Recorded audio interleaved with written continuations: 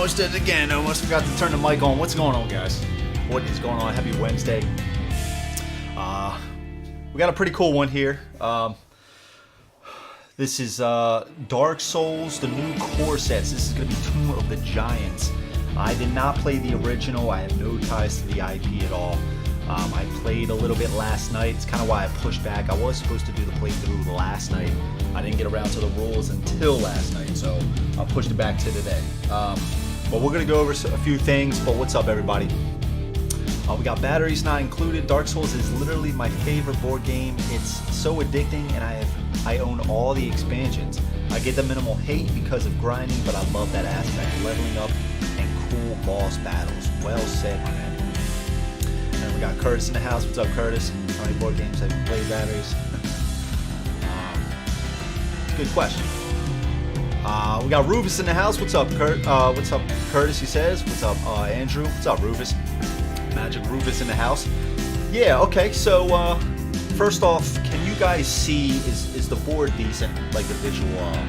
I just put these two out here. Got Tiffany. Hey guys, what's up, Tiff?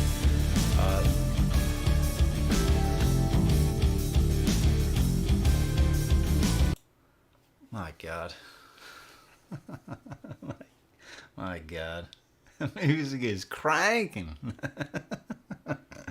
My bad, guys. See, that's why I do the live stream, right? So you guys can tell me. But okay, so back to it. Did you guys hear anything that I said? Did you guys hear anything of what I said? But can you guys also see? Is the visual fine? Does it look okay? These two boards, I just have these here as a placeholder. We're going to swap these out, but just to get from you guys if it looks good. 2 days left to back Wonderland's War. I think I'm going to pass on it. I just got an email. He's getting rusty in his old age. Yeah, man. Yeah, I could hear you. Okay, cool. All right, awesome. All right, sweet. So we got Tomb of Giants. Now this is one of the new core sets for Dark Souls. The other one is Painted World of Ariamis. They're basically the same. The tiles are a little bit different. The other one is more of a snowy type deal. Each box comes with only one mini boss and one main boss. And so the object of the game is you have this encounter track. And so we're going to be going through this track, facing different encounters until we get to... We're going to fight the mini boss, the Black Knight.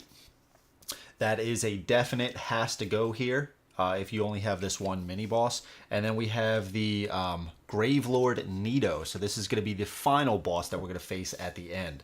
If you have different mini bosses and bosses, obviously these can be swapped out. So over the course of the game, we're going to go through, and I'm going to switch up closer shot with this camera right here in just 1 second. But as we go through the course of the game, this tracker is going to keep going over. All of these little blips right here are going to be encounters that we're going to face. So let's see. It was just loud. Yeah, my bad, man. We got batteries. Hope you enjoy, man. I love the Dark Souls board game. Yeah, man, I was just reading your comment, man. That's cool. Got all the expansions as well. Are you getting these also? And have you done any house rules to your game? Or do you just love it straight up as is?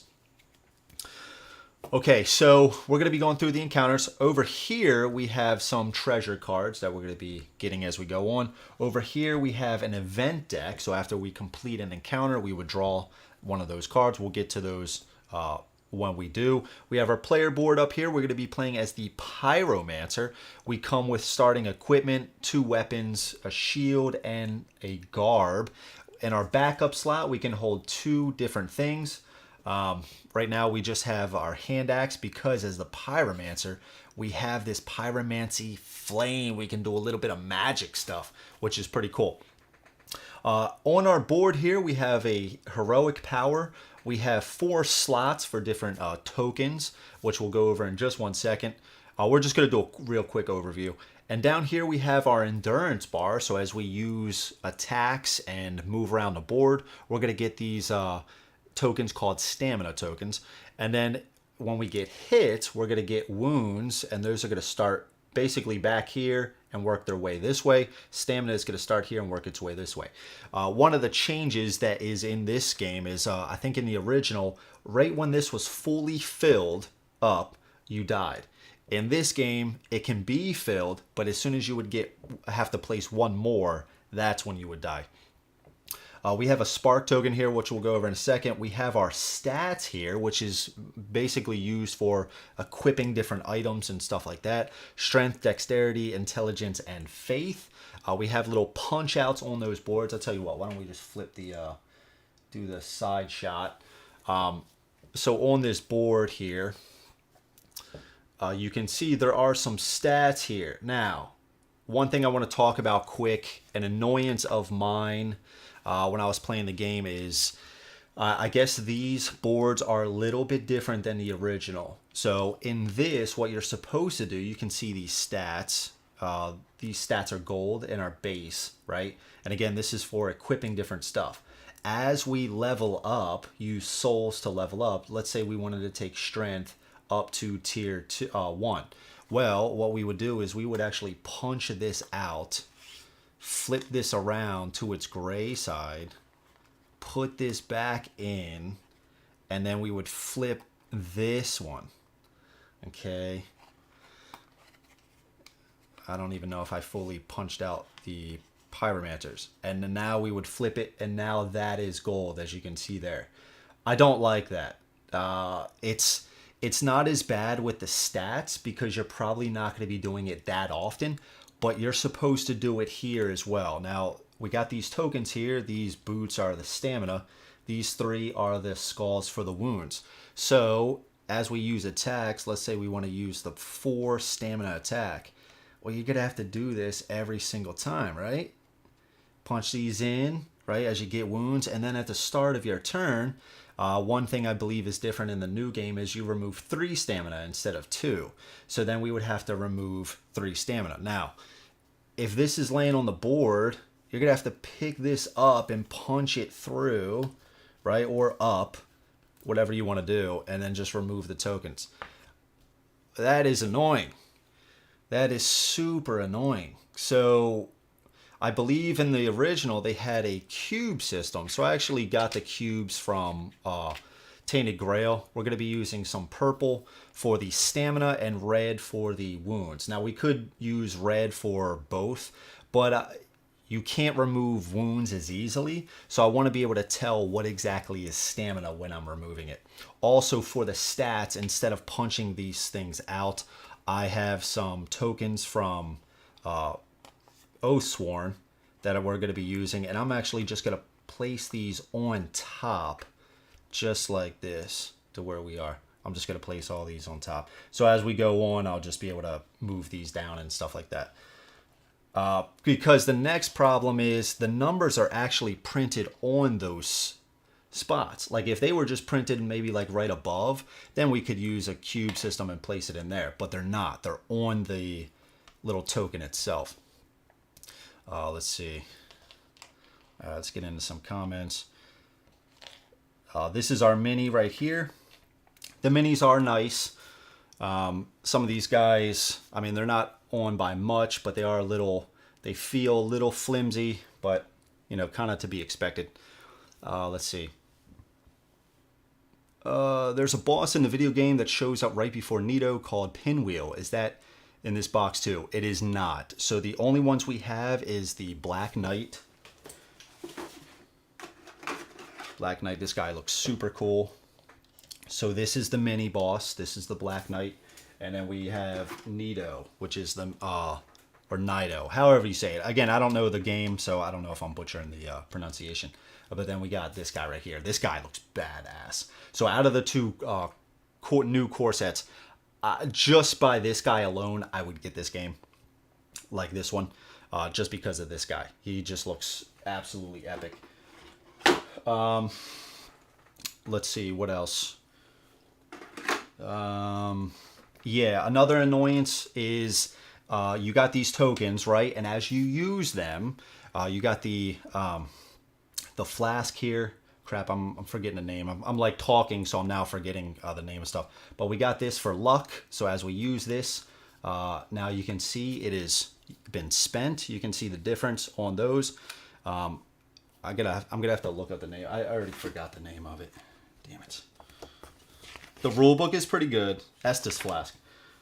The Estus Flask can be used anytime during our turn to remove any stamina and wounds. So we would flip this to, and we're getting to another annoyance right here in 1 second. So you can see this is spent, and here we have our heroic action. So this is where we would flip this to use the heroic action on our board. Okay, let's flip it. That's flipped. That's spent. Look at that. They're all like that for the heroic actions. It's the symbol for the active on both sides. In both core boxes, all the tokens for the heroic action are like this. I just don't know why. So instead, so you don't get confused, you just remove it from the board. But that just seems kind of annoying that it wouldn't have that same, spent, faded look. You know what I mean? Let's see. I made some slight minimum house rules. Not too game changing, but these new rules are amazing. Already pre-ordered the 2 new core sets. Prepare to die, mate. Yeah, man. Yeah. Curtis says, yeah, those player boards suck. Yeah. Player boards look different, kind of refreshing. Still used to the cubes. Not a big deal, in my opinion. Can always go back to the old.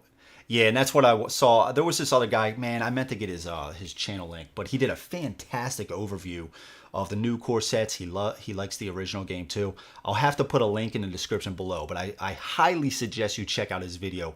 It is very informative. Let's see, but he was saying the same thing. He's probably just going to use the old boards.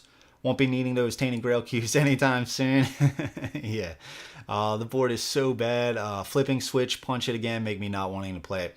Yeah, I mean, I'm pretty sure you can get cubes like this for pretty cheap off Amazon. But yeah, I just don't know why they wouldn't include just some simple cheap cubes. I totally would have done that. The new Spark system makes this difficult than the OG, and I love it. Makes it intense, strategic when to visit the bonfire and not just purchase treasure after every encounter like in the original. Interesting. Okay, we got Freddie in the house. Hey everyone, happy Wednesday. Hope everyone is having a great day. Freddie, we are now, my man. Okay, so we went over that. Let's put these up here. Estus Flask, got the luck, and we have another one, Ember, up here that we can acquire as the game goes on. So we'll place these up here. We do have this Spark dial, so this is basically representing how many lives we have. Let's put these tokens over here. This back. What else? I do believe that might be everything. Our heroic power is this character's next attack with the magical symbol gains an additional black die when we perform that. So we also have I guess you guys can see this. We have our shield over here.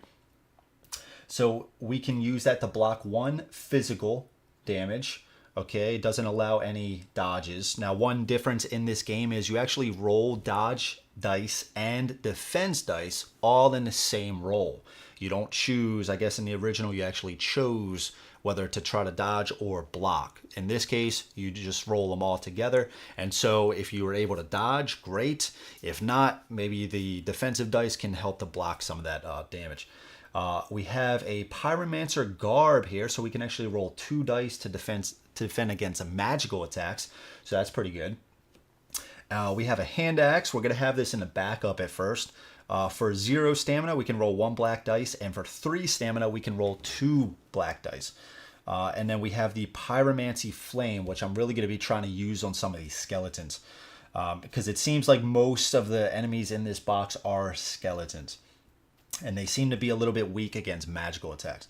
So for 0 stamina, we can roll 1 black dice. And for 4 stamina, we can roll 2 black dice. But that is an area of effect attack, which is pretty cool.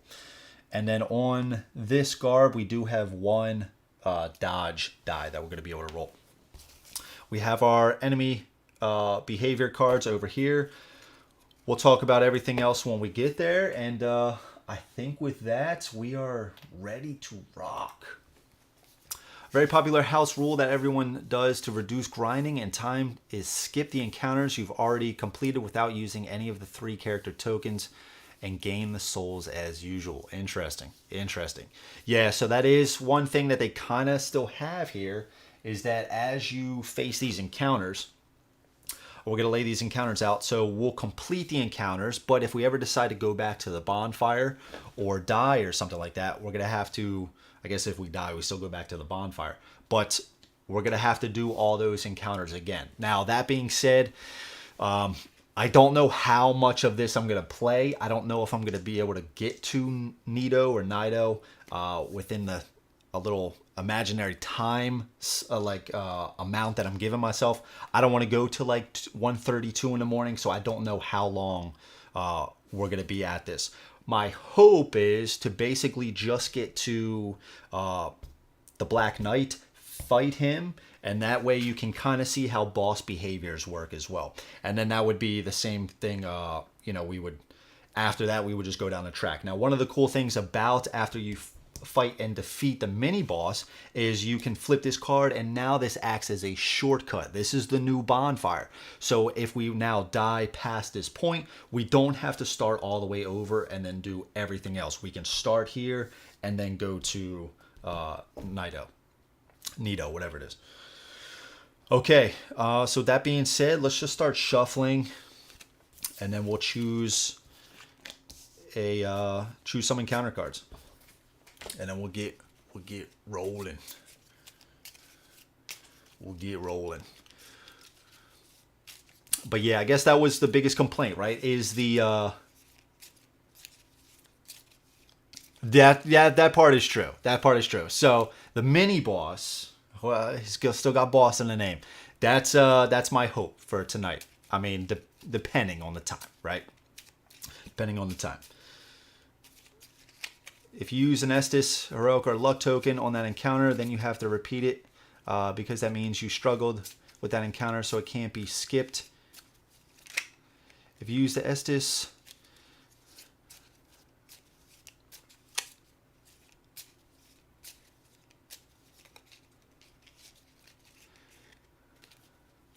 If you use one of the tokens in one encounter, you can still choose to go to the next one. You just won't have that token to flip anymore. The only way that these go back to the ready side is if you either have like an event card, or on the encounter itself, it's say one of your rewards is to flip the token back over, or if you go to the bonfire. But then once you go to the bonfire, then you'll have to repeat the track again. I did notice that some of the encounters were pretty quick, which is pretty good because, I mean, if they expect you to keep doing them over and over again, I would hope that they would be somewhat reasonable. All right, so also we do have this track here. Now, this is for trial encounters. Now, the problem that I had was I didn't see too many of these trial encounters, so you're supposed to keep track of what round it is. So what I'm going to try to do for every encounter is try to keep track of this, so when I finally get to a trial encounter, I don't forget to do this. We'll see. We'll see. That's the hope. All right, so we got that. We got the events. Let's see. Card. And I believe we're ready to go. Okay. Let's shuffle these. This is the level 1 encounters. And on this board here, I know this board is a little bit different. From here to here, the first 3 are level 1 encounters. We got a level 2 right here, the mini boss. Level 2, level 2, level 3, level 3, and then the main boss. All right. So that is shuffled. Okay. Trying to think of what else. I don't believe there's anything else. Okay, we got those shuffled, level 3s, and then we'll get going.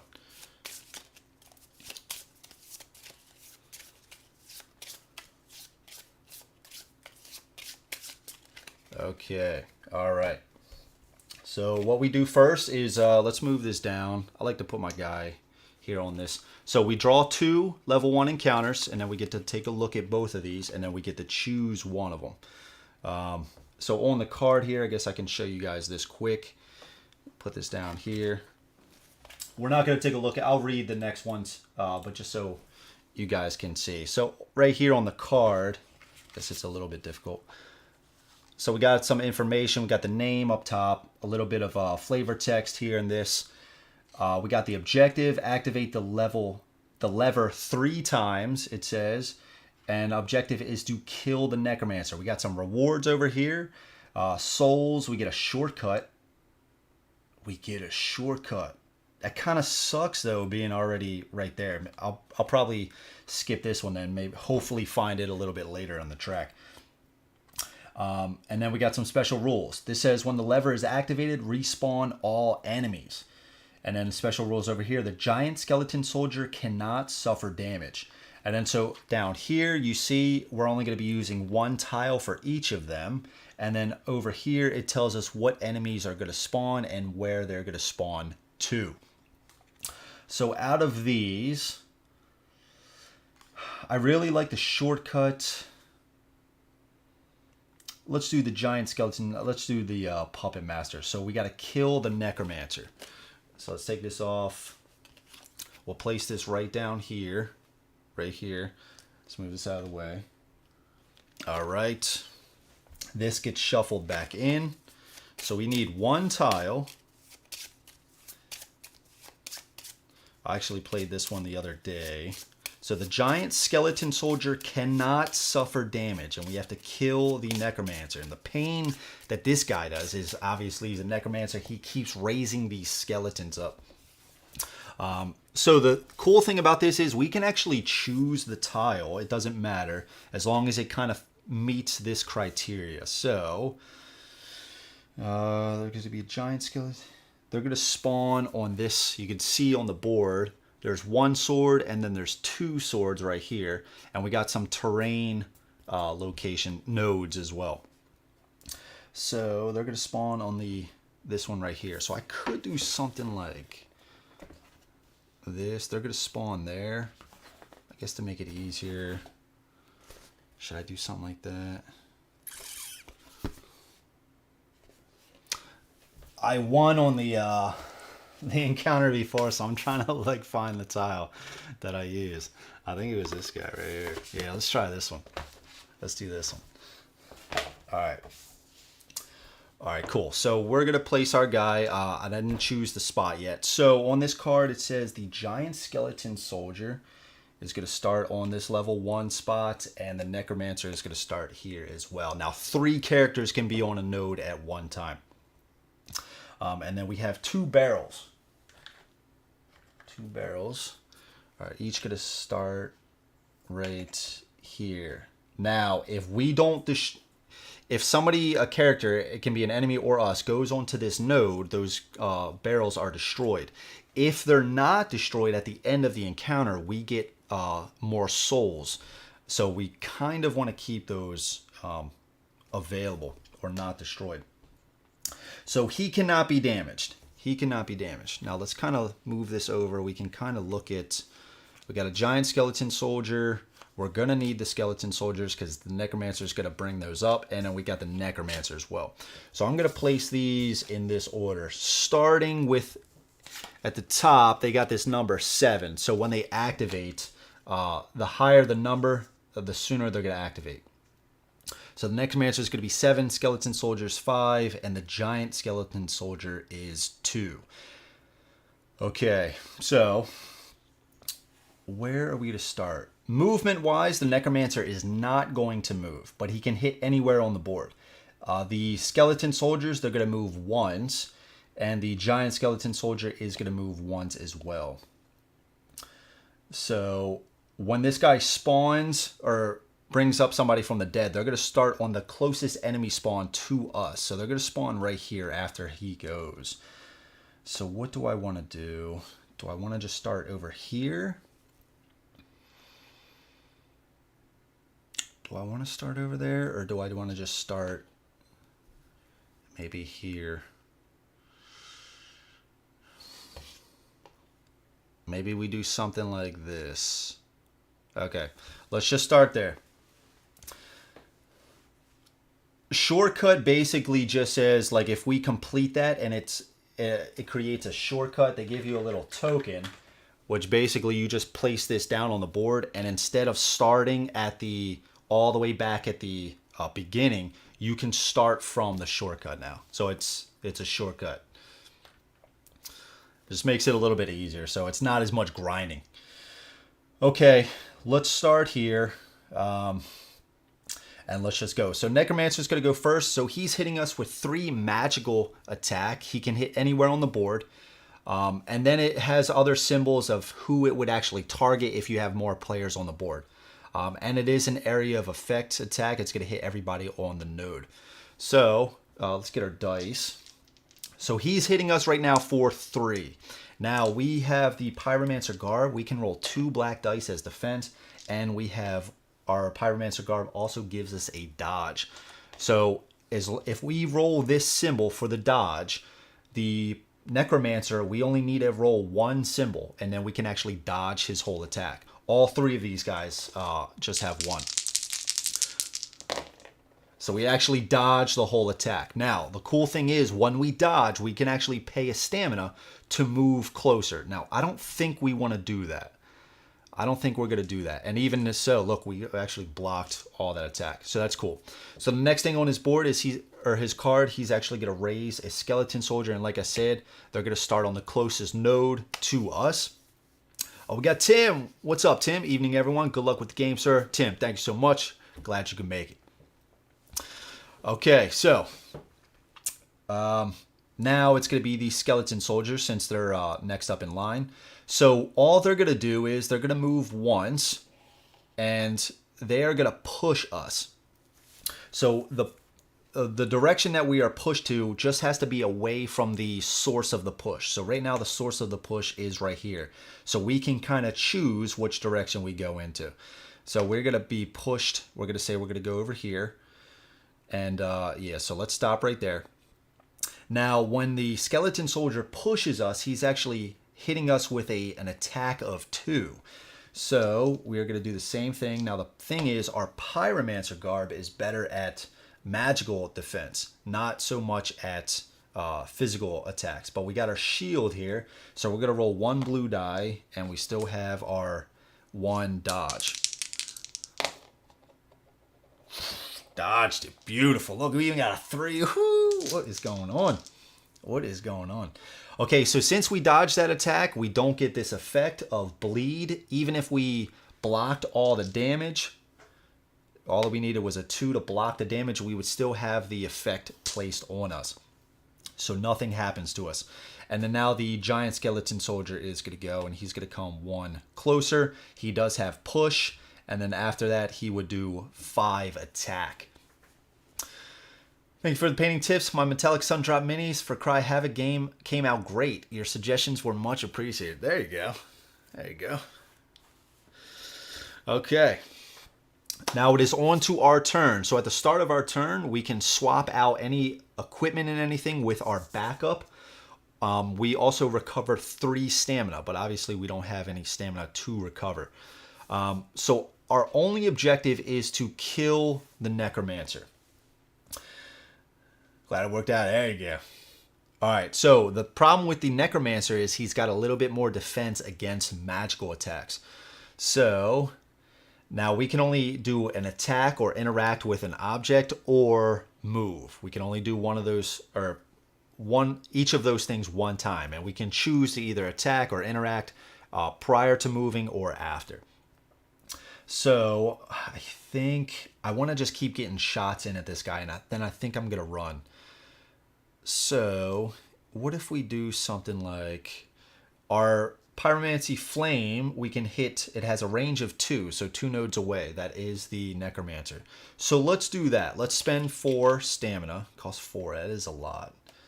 4 stamina, we'll place our purple cubes in there. All right. And we are going to roll 2 black dice. Now we do have our heroic action, which says if we use a magical attack, we could flip this heroic token, and then we would gain an additional black die. Oh, and we do have an important thing to note on this. We do have a refresh heroic action. So we can, after we complete this encounter, we will have that token flipped. So that's important. So that means we can use it. Yeah, let's do it now. Why not? Why not? So let's do 3. Whew, okay. So he blocks 2. So we hit him for 4. So he's already down to, let's place this by him. So he only needs 1 more hit, and then he is dead. Now we can move.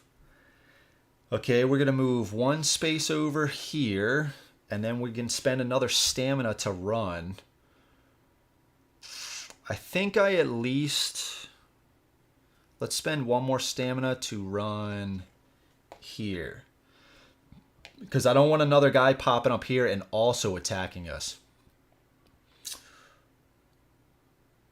And this guy probably could push us away. Yeah, okay. So we're going to set it up like that. All right. I'm so used to the you die meme. Yeah. Okay. So now they get to go again. All right. So the Necromancer is going to go again. Again, he's going to hit us with his 3 damage attack. So our Garb lets us roll 2 dice. We're hoping for a dodge. That's still good, though. We blocked all that damage. We didn't dodge it, though. All right, so we did block all of that. Now, he's going to bring in a new guy, starting on the node closest to us. Now, we got 2 skeleton soldiers. We can activate them in the order that we want to. So what I think we're going to do, we're going to activate this guy first. He's going to come onto this node.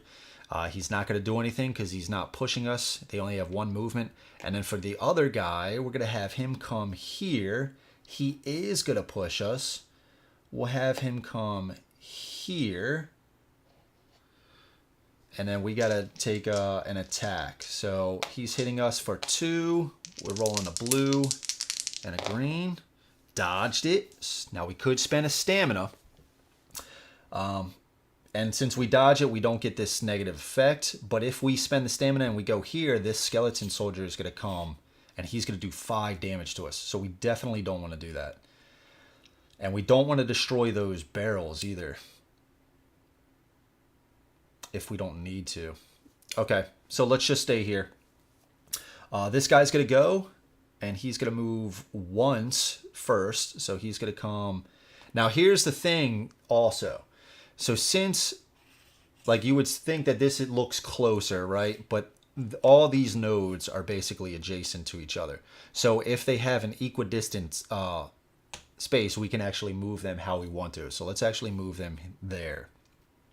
And their attack, oh, he does have a 1 range. He does have a 1 range. So actually, should we spend a stamina? I think we might. Yeah, so actually, yeah, that was a mistake then. Then maybe I should have actually just been pushed here. Yeah, so let's do that. I don't want to take that damage. He actually does have 1 range. Okay. Okay. All right, so now he's going to go. So I guess now he is going to move here. Okay, that's fine. All right, start of our turn. Remove 3 stamina. And what do we have to do?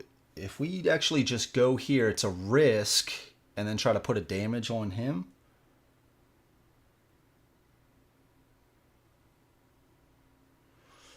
Right? Alternatively, I could go here.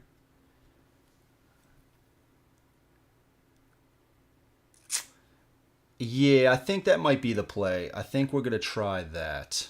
Because we have to be within range too. So let's spend our 1 movement. We can't move afterwards, though.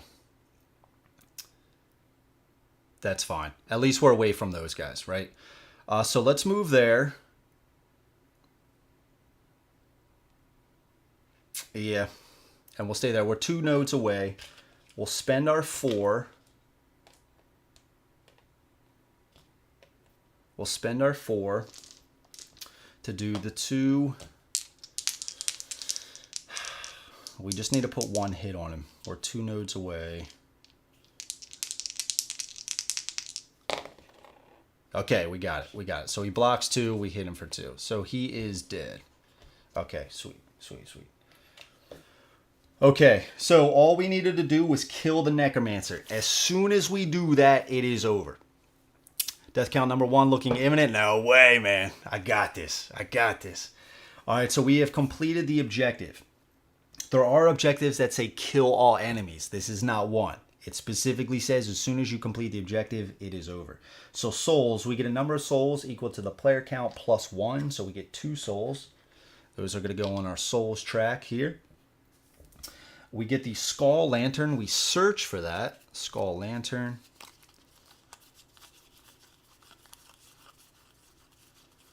There it is. That goes in our inventory. And then we shuffle. And then we also get to refresh our... Oh yeah, I forgot to remove it because it doesn't have that use side. And then we would just get it back. Okay. Now we have completed this. Oh, and I did forget we have 1 barrel out here. And we get 2 more souls. 2 more souls. So I'm going to put a 3, remove a 1. All right, sweet. So we got 4 souls. We have 4 souls. Of course, I already forgot to track our turns. Okay. This is shuffled. After we complete an encounter, we draw an event card. It says Frozen Bonfire Aesthetic. Okay, add one of these frost tokens to all enemy attacks during this encounter. Great. Okay, so this is going to go next to the... It's going to be for the next encounter. So next time we draw an encounter card, we're going to have this attached to it, and this effect is going to take place. So for here, you're supposed to just turn it 90 degrees. I find that gets a little jammed up in here, so what I do is I'm just going to kind of tuck this underneath. Just like that. Let us know that we have completed that. We're good to go. We remove all these, so we are not going to go to the bonfire or anything. We're just going to continue on our path. Let's remove these guys. Okay, remove this. Okay, choose the next encounter. Now, yeah, I noticed some of them are kind of easy. Yeah, but these are only the level 1s. Some of the cards are like reset, like respawn all the enemies. But you can see the Necromancer, if it started getting out, it could start getting out of control. All right, so we draw 2. We have Grave Matters, kill all enemies. And then we have Last Rites, survive for a number of players plus 2 rounds. So we got to survive for 3 rounds. On the second round, we would respawn all enemies. Now for the rewards, we get a number of players plus 2 souls, so 3 souls, and we get a firebomb. Rewards for this one, we get 4 souls. We draw 2 treasure and 1 event. Now we got to remember the event for this is the enemy's attacks get this frost symbol, frostbite, which basically says frostbite. Where are you?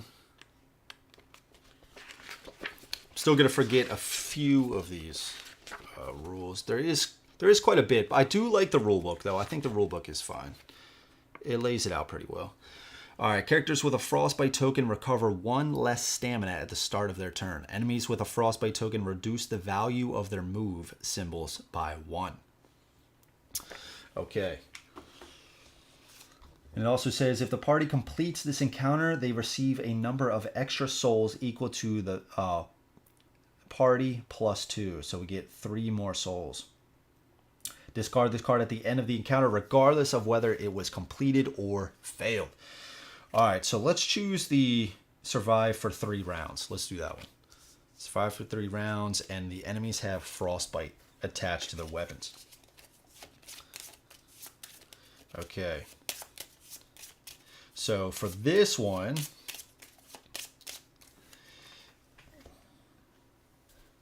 should we switch up the board just to show a little bit more.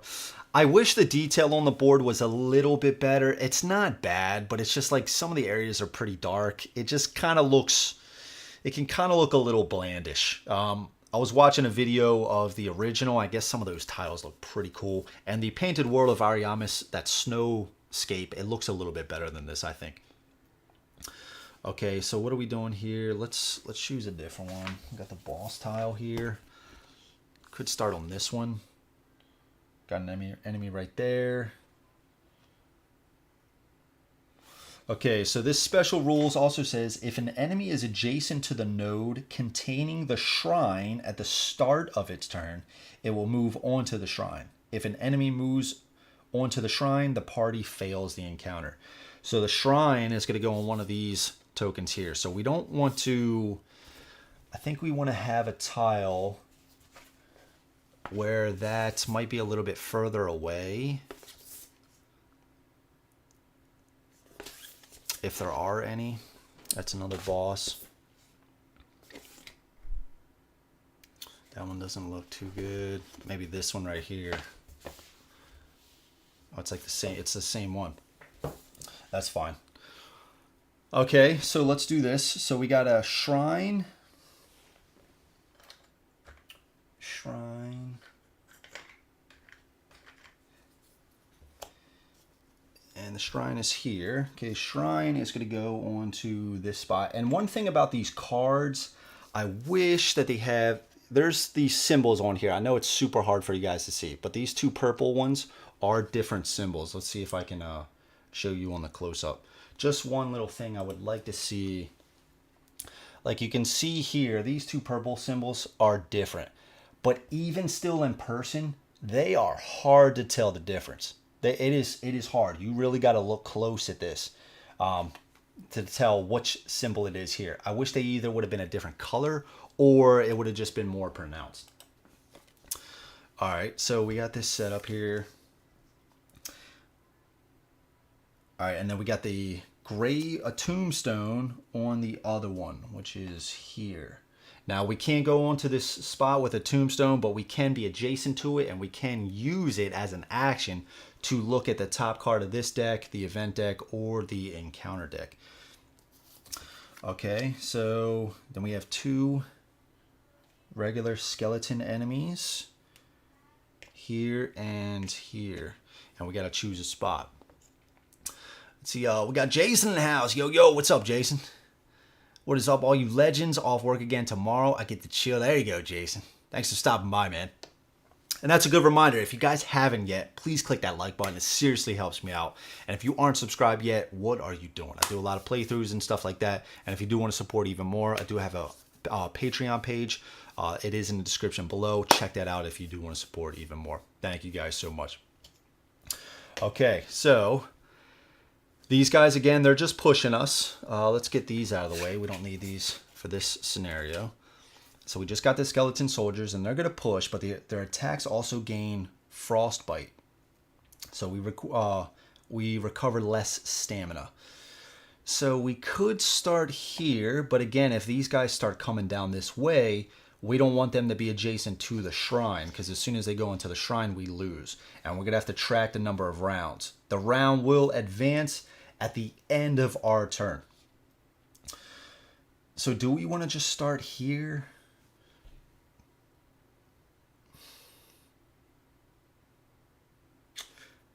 I mean, it's either there or here, right? If I do that, have this guy go first, so he won't attack. This guy will push us. Maybe we'll be on his spot. Now, they don't like the magic attacks. What if I'm here? Have him push me over to here? That might work. I think that's what I'm gonna do. Because again, it just has to be away from the source of the push. So if we go here, any one of these directions is away from the source. So I guess let's just I was in NYC last week for work and got to check out 2 board game cafes, Uncommons and Hex & Co. with friends. That's awesome, dude. That is awesome. Sweet. Hope you had a good time. Okay, so let's just get going with their turn. So let's have this guy go first, right? And let's just have him go here. He's going to push us. We are going to roll the dodge, and against physical attacks, we got 1 blue dice. Now, we're really looking for the dodge. We didn't get it. We do block all the damage, but we are hit with the frostbite. We are hit with the frostbite. We're going to put this token right here on us. And I believe this goes away at the end. Let's check it quick. At the end of a model's turn, if it has a frostbite token, the token is discarded. So the cool thing is recover 1 less stamina at the start of their turn, but we didn't use any stamina. Okay, so while we're here, and we got to remember to track this, we do have the Pyromancy Flame equipped. So we're going to do, I think we're going to spend 4. I want to kill these. Should I? They're blocking 1. Yeah, let's just do this just to kill them. Just to make sure we kill them. Okay, and we're going to attack. Let's attack this guy. We'll attack that guy right there. Alright, so the 1, he blocks, and we hit him for 2. They only have 1 health anyway, so he is dead. Okay, and we didn't do our movement yet, so we're going to move over here. Yeah, and I think we're going to stop there because they're not going to spawn until the end of the second round. And he's going to move 1. He's not going to be able to push us. Okay, so that was that. All right. Okay. Now it says at the end of this round. Okay, so this goes away. Okay, back to them. This guy's going to go. He's going to move once and try to push us, but he can't push us. And that's it. Now, one thing I do want to clarify. I do want to take a look at this card because this is a question mark for me right now. But I'll give you a little bit of backstory as to why I'm doing it this way for this playthrough. So on this Skeleton Soldier card, right, we're taking a look at, this says he's going to move 1 closest to, and this says the closest hero. After he moves there, or wherever he goes to, he's going to push. And if he pushes you, he's going to do 2 attack. Now, we also have a range here of 1. Okay, now the guy in the video that I watched, he said he reached out to Steamforged Games about this because there's no attack here. This is just movement, right? And he pushes, and if he pushes you, he already does the 2 attack. So what is this 1 here for? At first I thought, okay, well, even if he wasn't able to push you, if he still went away, he would still put a bleed effect on you at 1 range away. But the guy said he emailed Steamforged Games, and they basically said they were going to correct this. I would assume that this is going to become a 0. I don't know. I don't know. So this is the way that I'm playing. Let's see. Does Frost replace the bleed or add into it? So the bleed, the effect only hits us and affects us if they were to perform an attack. Now, we can, let's say we block all the damage from the attack, we still get the bleed effect on us. However, if we were to dodge it, we basically don't get hit at all, and no effect token is placed on us. So we did dodge one of those attacks, I believe. I think we dodged it. Yeah, I'm pretty sure we dodged it. But you can only have 1 token of a specific kind. So we could have Frostbite, Bleed, Poison, and I think the other one is Stagger, I believe. So we could have 1 of each. But if we were to get another one, that one doesn't get put on us.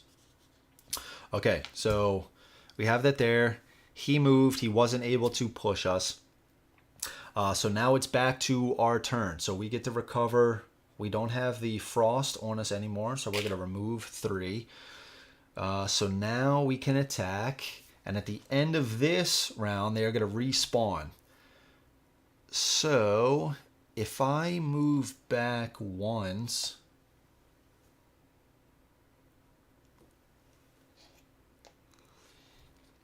I'm just trying to stop because at the end of this, they're going to spawn. So he's going to spawn here. I guess he's going to move up.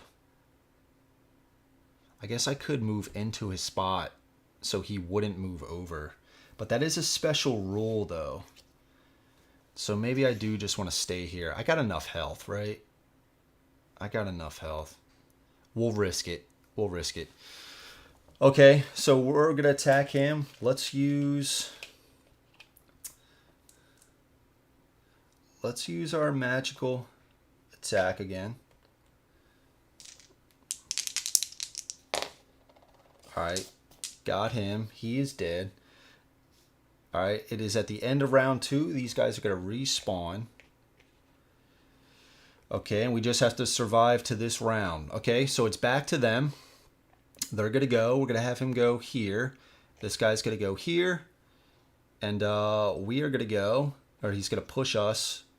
Let's have him push us to here. And we're going to take that 2 damage. Let's roll. We're trying to dodge. We didn't dodge. We block all the damage. Now we have the frostbite. Okay. At the start of our turn, we remove 1 less, so we only remove 2. And we are going to try to attack. We'll try to attack this guy. Now, if I load it up with that much stamina, that's not going to kill us, right?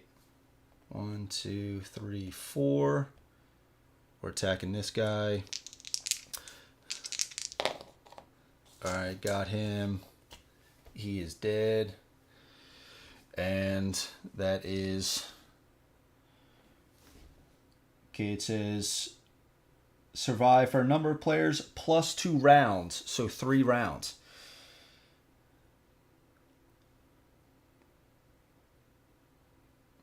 Now I wonder... That was 1 whole round, 2 whole rounds, 3 whole rounds. Now does this mean it's... I mean, that's 3 rounds. Yeah, I guess that's it. That's the 3 rounds. So it just says survive for 3 rounds. So that is the objective. So we completed the objective. We don't need to kill all the enemies. We do not need to kill all the enemies. That is not our objective. This is just what the rules say. It's just what the rules say. Some of it seems like it might be a little easy. Right? That's 3 rounds, though. It says number of players plus 2 rounds. That's the objective. Okay. All right, now rewards. We get 4 souls. Let's put a 5 and take a 1 back. Okay, 2 treasure. Draw 2 treasure. Okay, 1 event. Alluring Skull. During the next encounter, this character rolls an extra dodge dice when making defense rolls. So that's actually going to go next to us. So we're going to have this for our next encounter. So that's actually a boost for us. Okay. If the party completes this encounter, they receive a number of extra souls equal to the party plus 2. So we get another 3. We'll get another 3. Okay, so we got a decent amount of souls here. Okay, this gets discarded over into the discard pile. Sweet. Okay. And this has been completed. We didn't use anything up here. These are removed. We didn't use any of those tokens. So let's go on to the next one. I don't see a reason to... I mean, we could go back and spend our souls, level up our guy, buy some items. It is a lot of souls to lose if we fail this next encounter, right?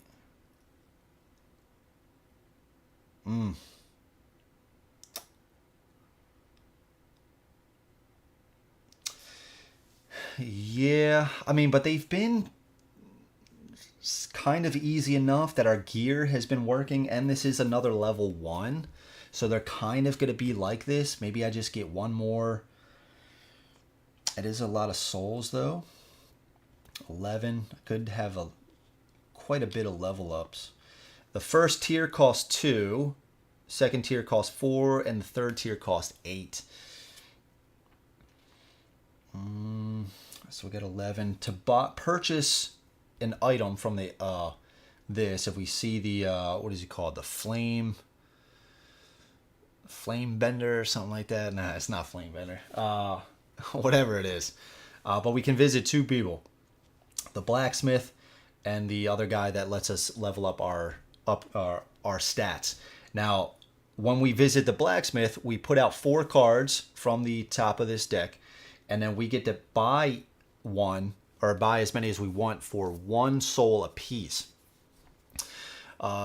Jordan, damn, YouTube didn't send me a notification about the stream starting. Shakes fist. What's up, Jordan? What is up, man? Ember and the OG Core said if you're embered, you can get randomly invaded by invaders, and they're like mini bosses. Makes the game harder. It's ridiculous. Really? Okay. Get embered, huh? We can get the ember here. Now what the ember does, that's an ongoing effect. If we were to take 3 or more damage, that damage is reduced by 1. Yeah, Jordan, man, you gotta fix that. You gotta email what's your face, the owner. Say, why aren't you not notifying me about Brews and Board Games videos? Come on, man. Come on. Alright, so what are we gonna do? I kind of want to go back. I don't want all these souls. Now, what happens if we lose an encounter? Well, all these souls would be placed on that encounter card that we lost. So then if we would have to go back to here, and we don't have those souls to spend. We would have to go back through to get all those, but if we lose another encounter, all the souls on the cards go away. So we could potentially lose all of these. And this is a lot of souls here. Let's go back. Let's just stop talking about it. Let's go back. Let's try to get some better gear and stuff. All right, so let's go back to here. We take our spark dial down to 4 now. Okay, let's take this back to the beginning. These are now active again. We got to face these. Okay, we're chilling at the bonfire. So let's visit this guy first. All right. So we're gonna visit the blacksmith. So we're going to do 4 here. Okay. Now we got a thrall axe.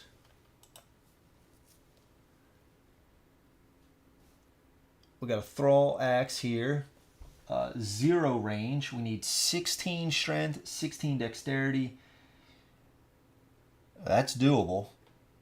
I only need 1 more tier in strength. For 0, we can roll 2 dice. For 3, we can roll black and a blue.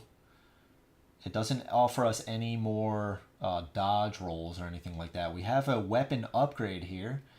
0 stats, so we could use this now. This weapon attacks gain 1 plus 1 damage. That's pretty good.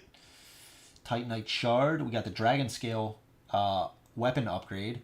We need 10 strength, we already have it, and we need 10 faith, we already have it. This weapon's attacks gain plus 2 damage against bosses. This upgrade occupies 2 upgrade slots. Pyromancy Flame can't be upgraded, that kind of sucks, and our hand axe can't be upgraded. Alright, so we actually need... Our current weapons can't be upgraded, so I think we're going to buy this thrall axe. Let's spend a soul. I think we're going to buy these 2, and we got another Titanite shard. Ooh. This has 2 upgrade slots. Oh man, we could actually upgrade. Oh, we could have a badass weapon right here. Okay. Alright, so that's what we're going to do. We're going to actually spend... I think we're going to spend 3. We definitely want the axe, right? We definitely want the axe. It's going to go in our inventory. Oh, and we have the ember. Yes, yes. That's why you were saying that. We have the Ember. Sorry, and it says immediately gain an Ember token and discard this card. Yeah, alright, I'm sorry. So we actually have the Ember token that we're going to place on our board. That is sweet. Got the Ember. And what else do we have in our inventory? I guess I didn't check this. We have some better armor. We need 20 strength, so we'd have to upgrade twice. And then we would need 24 faith. We would need to upgrade twice as well. And this gives us 2 to physical attacks, 1 to magical, and it still gives us a dodge.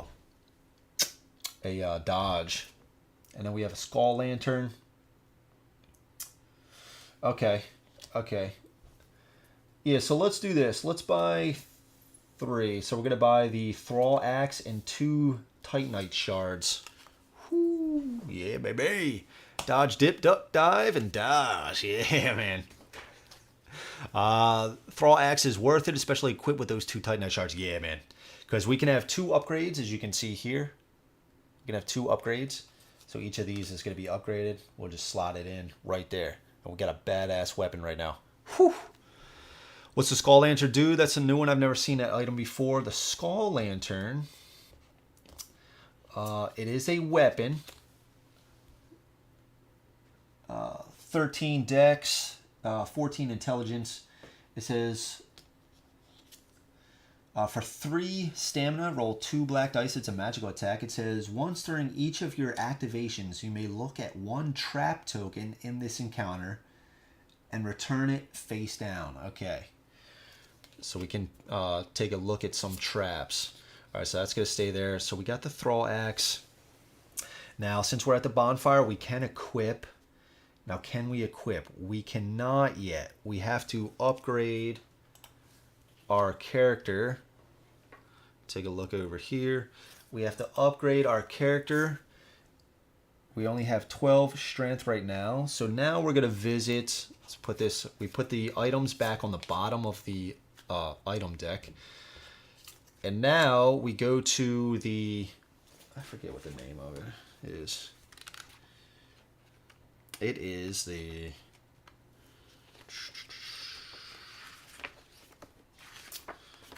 who are you? Firekeeper. Okay, base to tier 1 costs 2 souls. And we have 8 left. Alright, so 2 souls.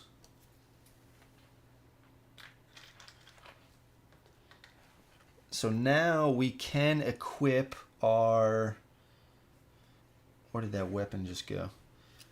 We now can equip... Oh no, I'm sorry, we can't. We actually have to upgrade our dex twice. Yeah, we need 16 dex. Alright, so that's going to cost 2. Put this back. They get 3. That is just enough. Oh, I wasn't careful enough. And then to go from level 1 to 2 costs 4 souls. So just enough. Oof, I was a little risque with getting all those Titanite shards. Alright, so now we took this up to 20, which allows us to equip our Thrall Axe. We needed 16 strength and 16 dex. Alright, but now we got a badass weapon. So let's actually put... I do still like the Pyromancy Flame, though. But we are rolling a lot of dice. Or not a lot of dice. We're doing a lot of... Hopefully a lot of damage. We're doing +1 damage here. I guess we just got a hit. But would we need a hit? Like, if we roll 2 blanks, would we still do a damage for each of the shards? Like, do we do 2 guaranteed damage no matter what now?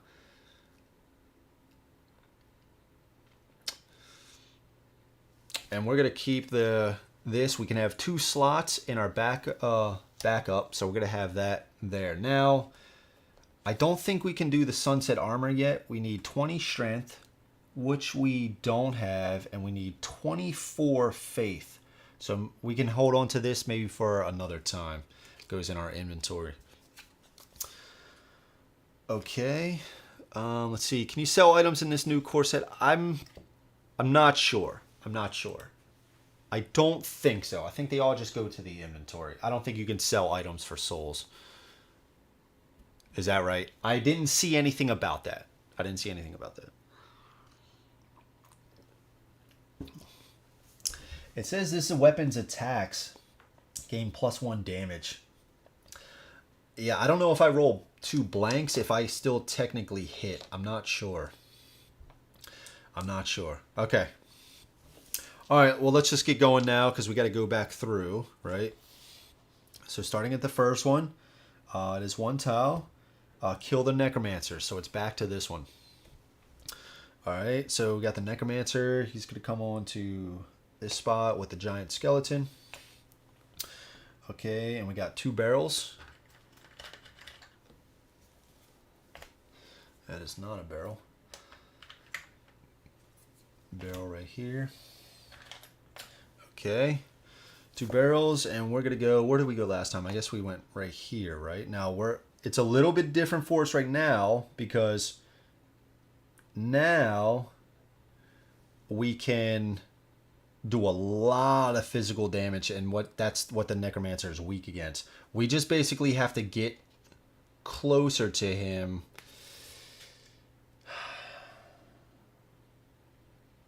And what is this? Alluring Skull.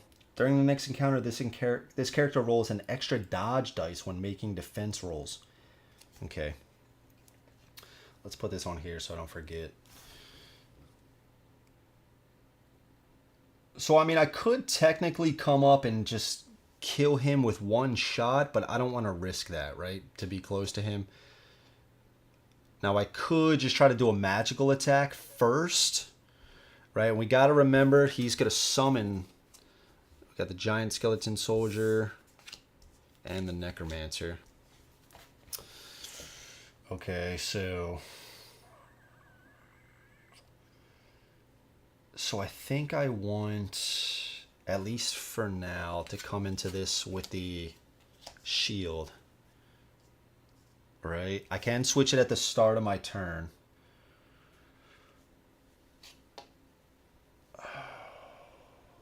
He's just going to push us, so does that matter?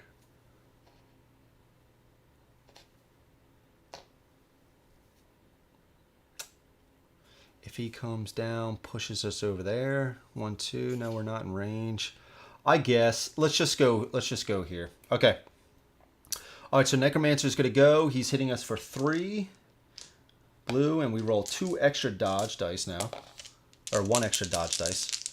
We're blocking, sorry, with our garb. We roll 2 blacks. I was doing for physical attacks.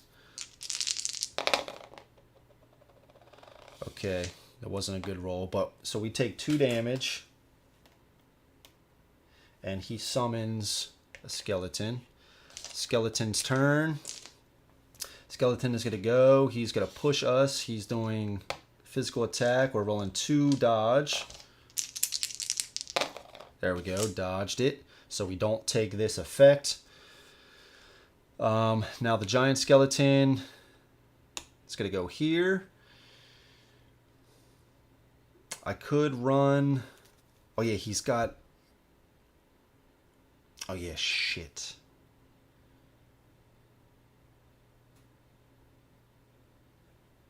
Yeah, I guess I gotta eat it now. It's too much take back. I forgot he's got the 1 range. 5 damage. He still has the 1 dodge.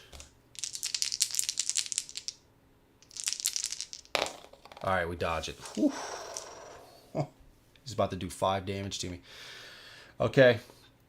Alright, so it's on me. Now, I guess I dodged. Since I dodged, I am going to spend... Should I spend a stamina to move?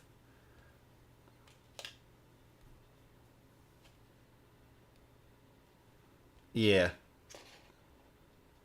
So since I dodged, I spent a stamina to move. Yeah. Okay, from that last turn. Okay. So now what I can do at the start of my turn, that is remove. Okay, so that's one of the good things about actually spending the stamina now to dodge. Or during the dodge. Okay, so now let's move once. I mean, that still leaves me open for a big attack.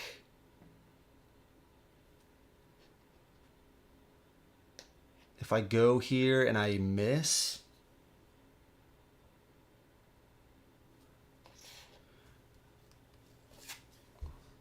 start of the round. Oof, this is risky. We could do this. Put the hand axe.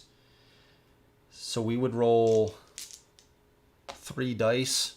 Both of these are one-handed weapons. For 0 stamina, roll 2. And for 0 stamina here, we roll 1. And we're dealing 2 guaranteed damage. He's going to block 1 of these.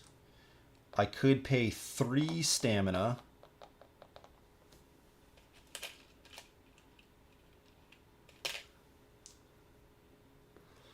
Let's pay 3 stamina.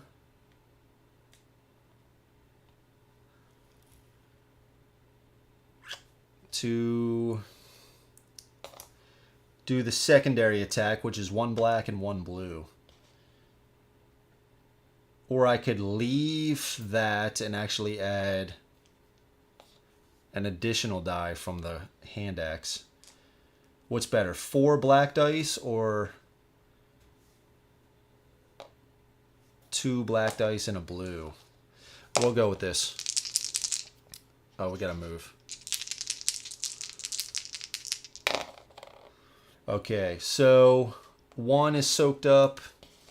We hit him for 4, 5, 6. That is enough. All right. Okay, all right. So that's that. Completed that. What do we get? Number of players plus 1 souls. So we get 2 souls.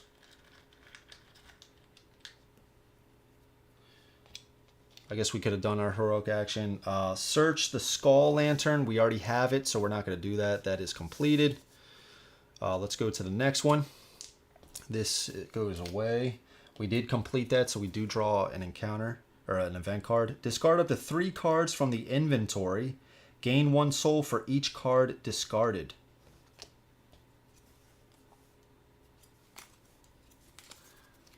Discard these. 1 soul for each card discarded. Sweet.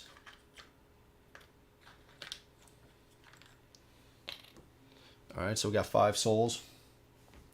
This goes away. Okay. Survive for 3 rounds. All right, here we go. Put these back.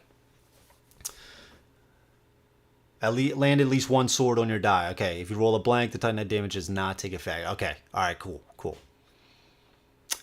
All right, sweet. Thank you. Okay, so these go away.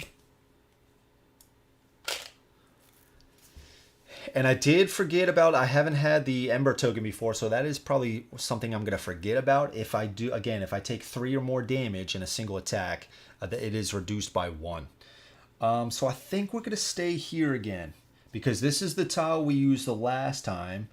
If an enemy is adjacent to the node containing the shrine, at the start of its turn, it will move onto the shrine, and then we will instantly lose. So we need the shrine, and that is at this symbol right here. This is our shrine. We also need a tombstone. Tombstones are here. Yeah, I'm using this one of these boxes here, tackle boxes for all the tokens here. Okay, I just combined both core sets. We got the tombstone there. I forgot where we started last time, but there is a skeleton here and here. We are going to start... I forgot where we started. I think we'll just start here. He'll push us back, right? He'll push us back. I think that's the play. Skeleton soldier here. They go first. So we'll have this guy go first. Now, do we want to, before we even get started, let's do the pyromancy. No. Yeah. Let's do the shield. We'll do the shield. Okay, this guy will go. This guy will go, pushing us. Yep, pushing us to attack. One dodge, back to one dodge, and one blue for physical defense from the shield. We did dodge it, so we don't take the negative effect. Sweet. Okay, on to our turn. We got to track this too. Let's go to this guy. Okay, going to go to this guy for our free movement. And we're going to do 2. As long as we get 1 hit, we're good. We have enough to kill him anyway. All right, so this guy is down. Okay, that was 1 round. Okay, back to them. He's going to go. And that costs 0 stamina for that attack. That Thrall Axe is going to be a monster. All right, this guy's going to go. He's not going to do anything because he doesn't push us. He only moves once. So back to us. We're going to move onto his spot. And we are going to attack with 2. We got at least 1. So we're dealing, this roll, we dealt 5 damage, which is crazy. He blocks 2 physical attack, but he only has 1 health. So that guy is dead as well. That is at the end of that round. Okay, they're going to respawn. Okay, they're going to go. It's a little bit of a problem, right? But I think it's all right. Let's have this guy go first. He's not going to do anything else. This guy, they also, when they have that push symbol, they activate it at the start of their turn as well. So he's actually going to push us already. So I don't want him to move and then push us again. Or I should say, I don't want to go here and then have him push us away from this enemy. So I think we're going to do something like this. He is going to move then. Oh, no, but he already did the attack. Okay. He's already on the node.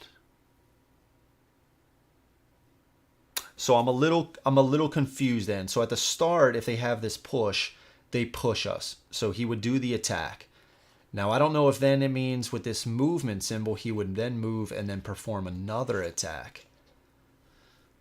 I'm going to say no. Because this push is with the movement. So I'm just going to say he's just going to do that single push. But he is going to do the attack of 2. 1 dodge, 1 blue physical attacks. We blocked all 2, but we do have the bleed on us because we didn't dodge it. So if we were to take any kind of damage, we're dealt 2 additional damage because we're bleeding right now. Okay, back to us, but this is the end of the round, right? Back to us. We're just going to attack this guy where we are. All right. The 2 gets through, and we dealt 3 damage to him. He is dead. And that goes to round 3. Survive for a number of players plus 2 rounds. So 0 is a round. We do the whole round. The enemies activate, we activate, then we move it to round 1. Enemies activate, we activate, and round 2. So that's that. That is that. Okay. Back over to here. So what do we get for this? We get 4 souls. Let's put a 5, take a 1 away. Draw 2 treasure, Great Mace, and Divine Blessing, and 1 event.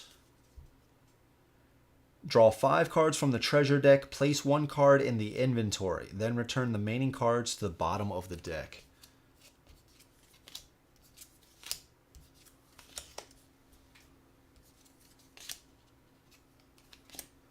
Okay. Yep. Okay, so we got 5 here. Great Swamp Ring. I could really use some upgrades, right? We need 15 dex and 20 intelligence. That's just 1 more upgrade. When you use the explosive crit heroic ability, which is our heroic ability, because this is a character specific upgrade indicated by our icon there. Instead of gaining a black die, you gain 1 blue die. Okay, that's cool. We get 2 dodge dice here. We've got a decent shield. It would take 2 upgrades with intelligence to use, but it is better.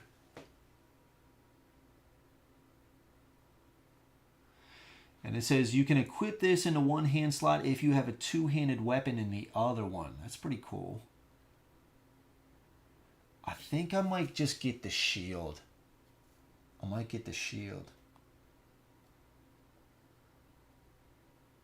Although this Morning Star, it gives us 1 magical defense, and for 0, we're rolling 1 blue die. I mean, it's much better than our hand axe, right? It's much better than our hand axe. But I kind of like the shield here. But do I? It adds 2 more to magical attack or defense.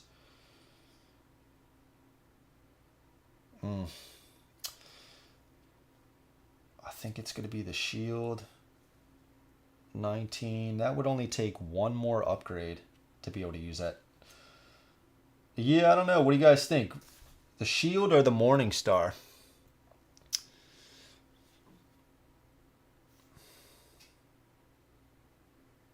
I kind of like having the Pyromancy Flame for the magical attacks at a distance. Yeah, so let's actually keep the shield, because I like having the at range attacks just in case we need it. All right, so these will go, what did it say? Bottom of the deck. This is going to go in the inventory, though, so we can only get this back when we go back to the bonfire. Okay, that was cool. This event is for completing the chapter. Increase the damage value of all enemy attacks in this encounter by 1. Oh no. Okay. All right, so let's go to the next encounter. We're just going to keep going along here. 2 cards. Bridge too far. Activate the lever 3 times. When the lever is activated, respawn all enemies. Okay. And break all barrels.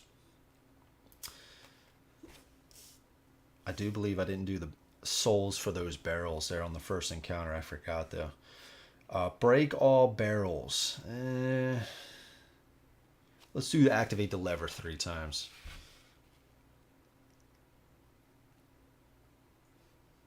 Although there are 3 enemies on here, and we have to respawn all enemies when the lever is activated. And this event card says increase the damage value of all enemy attacks in this encounter by 1. Oh, man.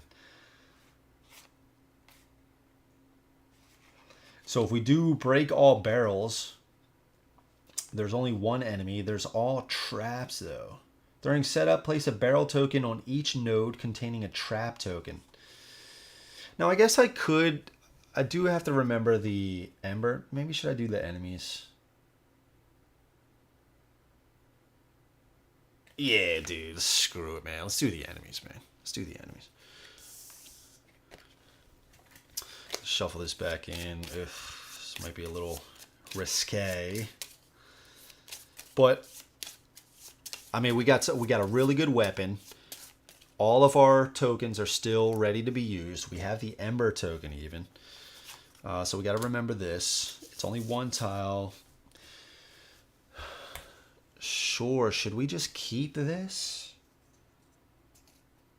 Should we just keep that there? Yeah, why not? Why not? Okay, let's put this back over here. Okay, so on the 1 space, we have a regular skeleton soldier. And on the 2 space, we have a skeleton soldier and a skeleton archer. Skeleton archer. Okay, skeleton archer. He's got a threat of 3, so he's going to go after the skeleton soldier. And they have increased the damage value of all enemy attacks in this encounter by 1. Okay, all right.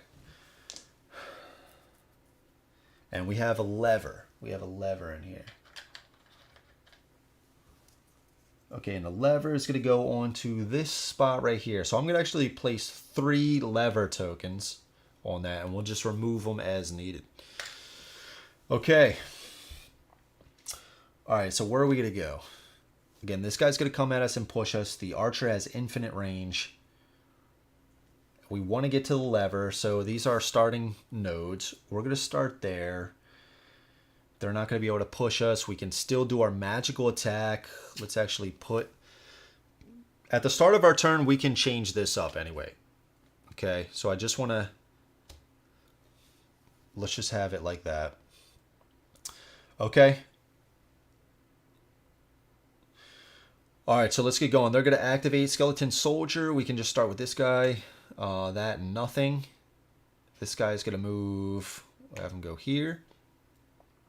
Although we'll have him go here. It's the same distance away, right? If he is here, 1, 2, 3. If he is here, 1, 2, 3. So let's actually have him go here. Okay. All right, now the archer is going to go. Infinite range. Attack with 4. Oof. We have 1 for physical attacks. We're going to try to dodge this. So 4 is no joke. And we got to remember they're actually doing 5. Oh my god. We dodge it. We only needed 1. We got a really good roll anyways on this. Oh.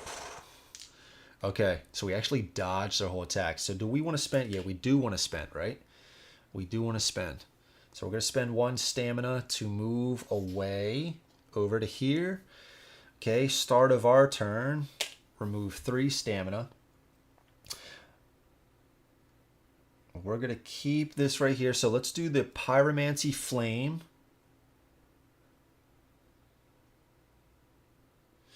Part of me thinks I should just be right up in there trying to like... I think it's still okay. The Pyromancy Flame, yeah. But we got to spend a lot of stamina. That's the problem. Yeah, that's the problem.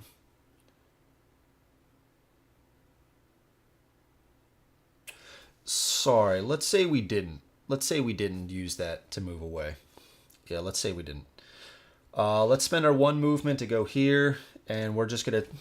We actually swapped with the Thrall Axe. Yeah, this axe is too good. Like, the distance is really nice, but that 4 stamina to just roll 2 black dice, it's just not really, it's not really working for me anymore since we got this axe. All right, so for 0 stamina, we're just going to hit this guy. Okay, plenty. He's blocking 2, but 3 go through, so this guy is dead. Okay. All right, he's dead. Back to them. Skeleton Soldier's going to go. He's going to go here. Nothing else. Archer's going to shoot at us. Come on, baby. Okay, so we don't dodge it. We block 3, but again, with this bumped up stats, they're actually dealing 5. So we actually take 2 damage. Okay, and I got to remember the Ember token. Okay, now here's something cool. It's our turn now, okay? I am going to put this Pyromancy Flame in. I'm going to put this Pyromancy Flame in. Because this has an area of effect attack. They're both standing on that. So we're going to spend 1, 2, 3, 4 to roll 2 dice.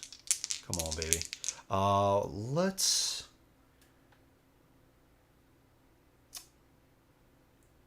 We don't get any... I could use my...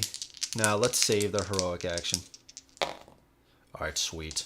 Alright, so we got 4. So that's both of them dead. They only block 1 magical. So both of those are dead. Okay, sweet. That was a good roll. And for movement, we got to go over there, right? So let's do 1. We're going to stop there. We're going to stop there. It would be back to them, but nobody's on the board. So it comes back to us. We're going to remove these.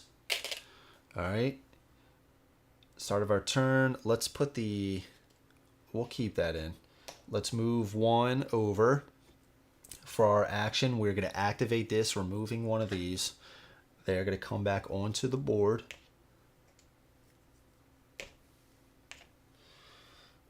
Right, on spot 2. Yep, okay, that was our turn. Comes back to them.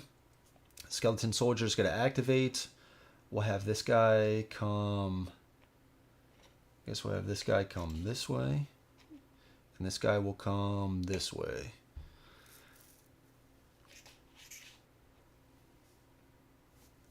Yeah, okay. Archer's going to go. We're trying to block. Come on, dodge, baby, dodge. Yes, dodge. Stamina to move. Oh,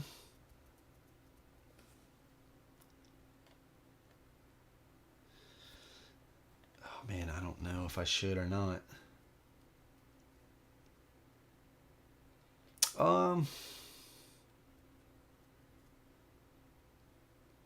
Yeah. Stamina to move. Here. Okay. Start of our turn. Remove these. We are going to swap in the Thrall Axe. Okay. Alright, so we hit with 1. 2 are blocked, but with our Titanite shards, we deal 2 extra damage. So that is enough to kill him. Now we still have movement left because we actually moved on the dodge from the enemy attack. So now we can move, and I believe we're going to go 1 and spend a stamina to come here. So we don't take this guy's extra stuff. Okay, back to their turn. Skeleton Soldier, we're going to have him come here. Archer's going to hit us. Oh.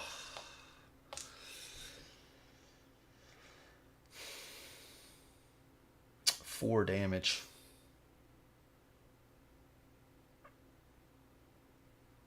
Now, actually, that's 3 damage because of our Ember. So 3 damage puts us there. This is where it starts getting a little risky. I think I'm just gonna... I think I'm gonna have to take that, right?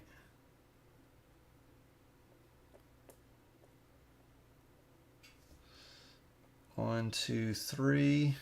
Okay. Yeah. All right. That's them. My turn. Movement. Using the Thrall Axe. Okay, the Archer blocks 1. He only has 1 health anyway, so he is removed. I know I'm going to be set up for this guy to attack, but that's okay. Okay, start of their turn. Start of their turn. He's coming over. He's pushing. We're going to go over to here. And we're going to try to block his attack. He's dealing 3. We do dodge it. Sweet. So we don't take that bleed either. Okay. Now, I guess I could go respawn now. I could go respawn now.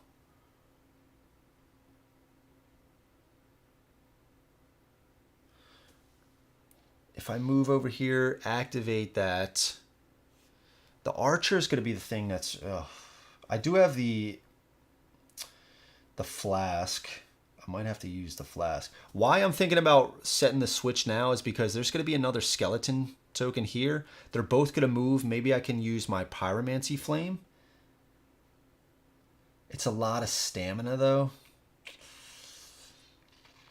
And just take them all out.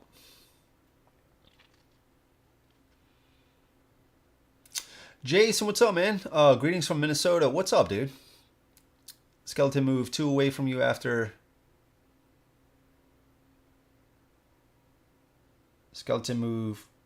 Oh, shit. Yeah, you're right. Oh, oops. Yeah, you're right, dude. Oh, oops. Yeah, you're right, Sebastian. My bad, dude. My bad. I missed that. I missed that. Yeah, my bad, guys. The skeleton archer, he's right. It does move 2 away after the attack. Ooh. That changes up things a little bit. It does, but it's nothing I can do now. Thank you, dude. I do appreciate that. Oof. Okay. All right. Well, we'll just have to remember that going forward. We are here. We're trying to decide. Do I just go and try to take him out?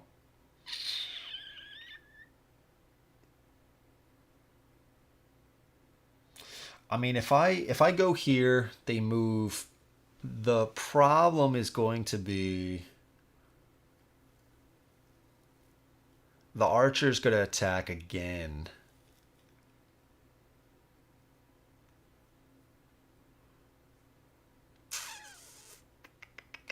Before I can use the flask.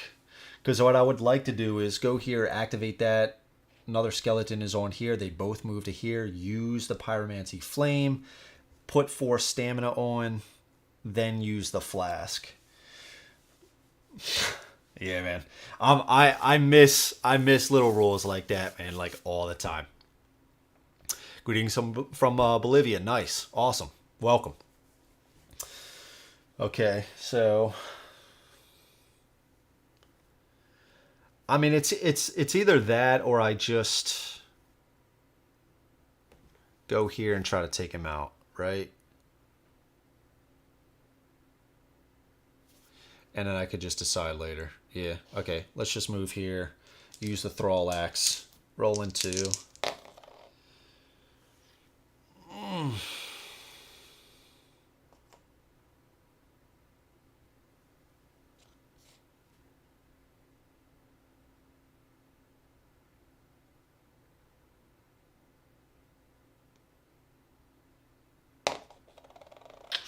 Okay.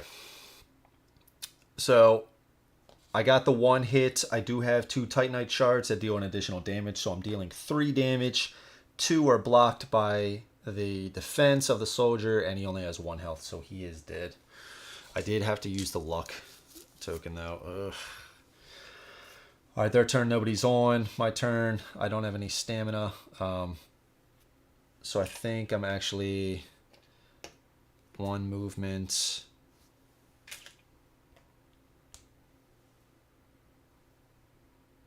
Yeah, I guess this doesn't matter. This doesn't matter. I was just going to put on another stamina to just move 1 additional. I'm not going to activate it just yet. So it'll come back around to my turn. Remove this. I am now going to remove that. So we just have to do it 1 more time.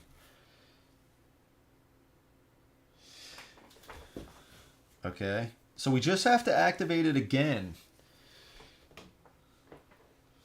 Just 1 more time. So, I mean, I guess technically we could just not do anything else and just stay here and activate it.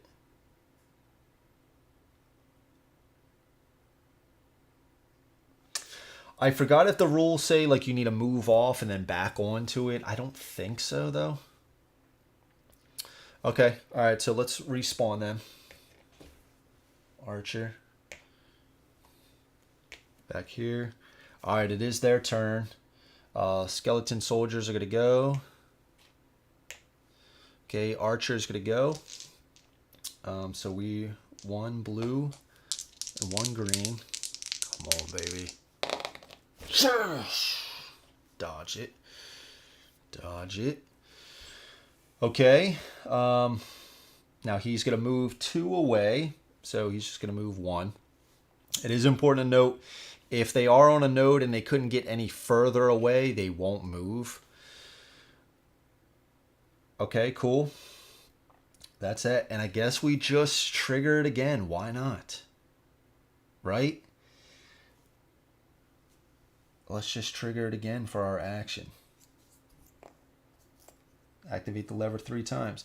I guess one of the reasons why you wouldn't do that just right off the bat run over to it, because they are going to come at you and they're probably going to kill you, right? So you're going to have to spend your actions and endure one blow from the archer and activate the lever. Yeah. So you don't want to just do that for like 3 in a row, because they're going to just be swamped, on top of you, right? And they're actually going to, if another figure were to move in here, I guess they're going to push you anyway. But even if these guys didn't have push and they had a 0 range, they would still come in here and try to get to you, and they would push another model out. Now, I don't know how that would work with the enemy. Would they push me out, or maybe we could choose or whatever? But so we did complete the objective, activate the lever 3 times. We get 1 soul per... Oh, shit. We get 1 soul per enemy killed. Okay, so we killed we killed 6. So for 2 rounds, I know we at least killed 6. I think I'm going to give myself 8. Because we cleared the rooms for the first 2.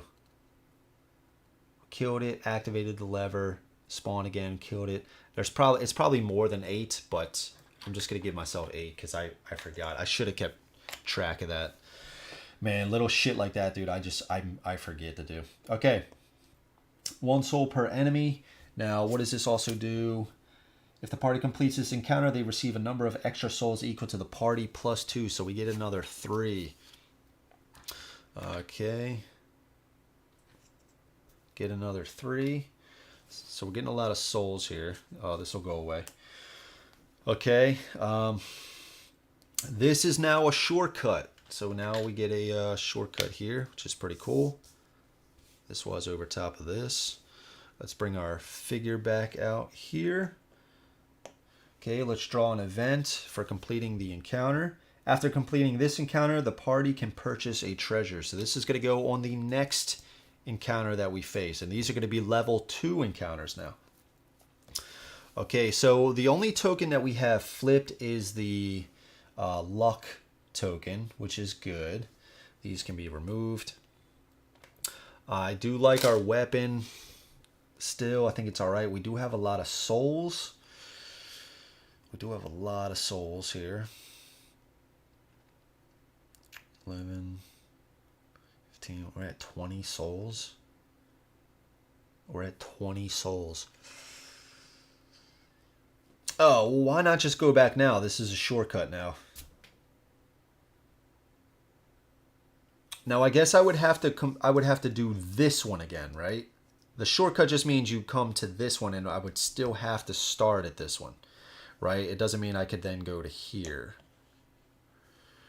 Right? Let's look up shortcut quick. To finish, yes, 6. Okay. Okay, let's do... It's always good to have people that know the game pretty well in the chat. And if you guys haven't yet, if you are new to the stream, if you haven't yet, please click that like button. It seriously does help me out. Okay. Sorry, what am I looking up? I'm looking up, yeah, the shortcut. Shortcuts.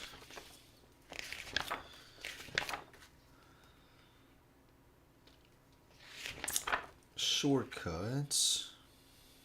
Okay, here we go. Place a shortcut token on the encounter card. After resting at the bonfire, instead of returning to the starting space of the encounter track, the party can instead choose to be placed on a shortcut token, allowing them to skip earlier encounters.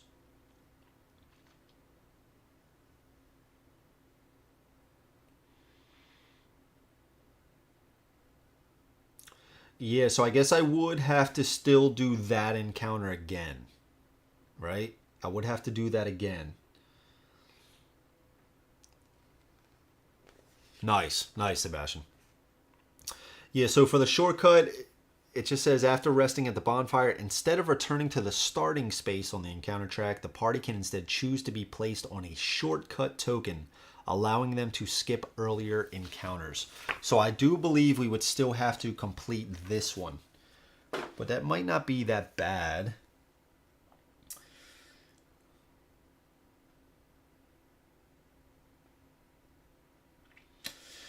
We have the luck token out. We might want to level up before we get to a level 2 encounter, right? Let's do it. Let's go back to the bonfire. Screw it. If we have to do this one again, that's okay. We'll still be leveled up pretty good. Okay, let's flip these. Let's visit this guy first, so we can. The reason why I like to visit the blacksmith first is so we can kind of see what cards we might want, and then we might be able to look at our sheet and just be like, okay, we got enough souls that we can level these up to actually use this weapon. All right, so let's visit the blacksmith. Put out 4. Switch up the camera. Okay. So it seems like that. Yeah, I think you're right. Okay, we got Black Knight Sword. Okay. For 0 stamina, 2. For 4 stamina, 2 blues and a black. That's pretty good. We would need 20 strength. We would need to level up one more time. And 23 dex we would need to level up one more time. So that's going to be 4. That's going to be 12 souls to get that. We have 20 to play with. It's going to be 12. We got the Black Knight Great Axe. These aren't the special. Yeah. 2 Black Knight stuff. His special treasure is right here. So I know those aren't that. They don't have this legendary icon up here. So 20 strength. We would need to level up once. And 20 intelligence and faith. We would need to level up intelligence once and faith twice. But that would give us, for 1 stamina, 2 blues. Ooh, God, that's pretty good. That's pretty good.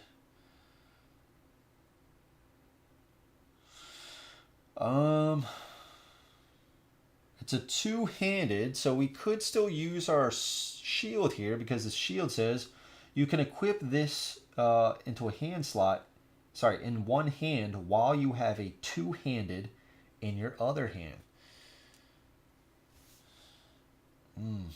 And it gives us 1 shield to physical attacks.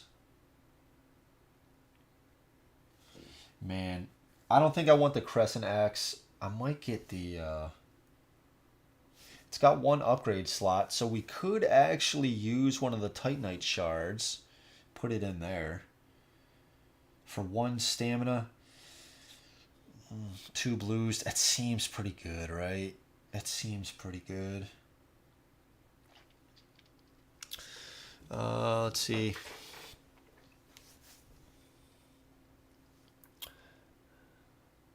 Talisman to replace the red one.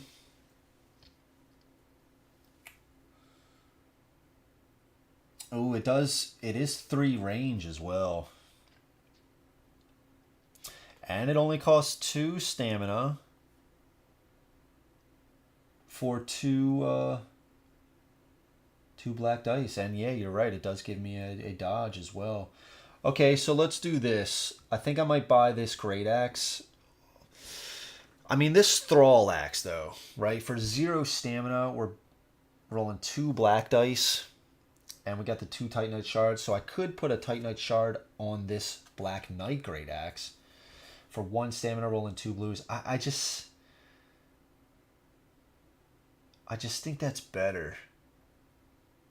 I just think that's better. This.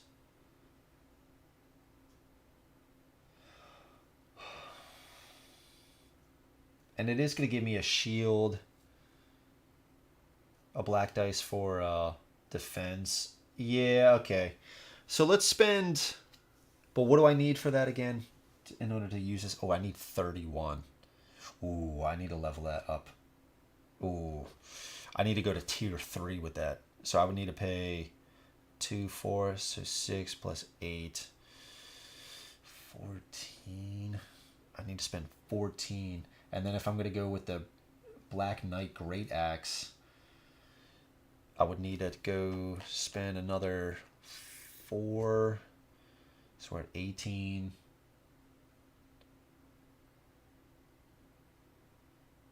20. Oof. I do really like this as well, though. Okay, so what I'm going to do, here's what I'm going to do. I'm going to buy both of these to have in the inventory.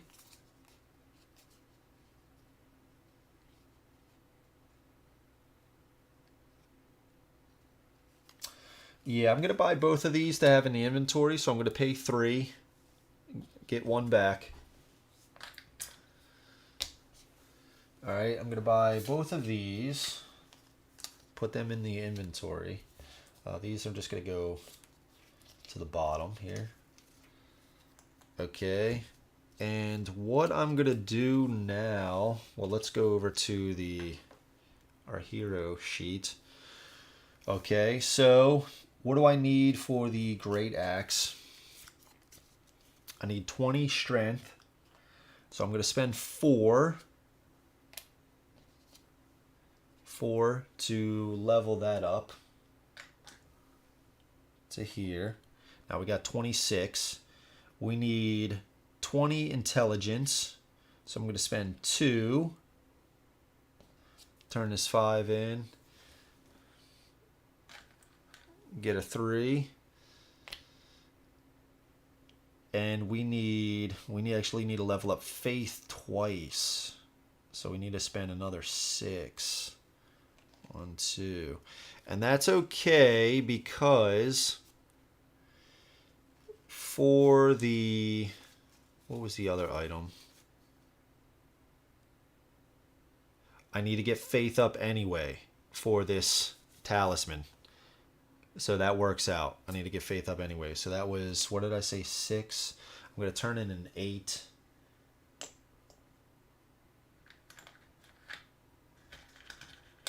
Get 2 back. So I got 5 left. I have 5 left. Okay. So now let's take one of these Titanite shards and let's put this on the great axe. We're going to put our hand axe back in the inventory. Titanite shard. We can use the Black Knight Great Axe now. Titanite shard is underneath. Boom. It is a 2-handed. Oh shit, I didn't check the shield. Oh damn it. Okay. So in order to use our red and white round shield, which we're going to equip, because again, we can equip this if we have a 2-handed weapon, we need to take our intelligence up 1 more. We need 22, we're at 21. So with 4 more,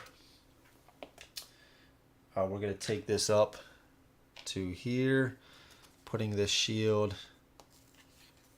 put this right here, putting this back. And we are, though, going to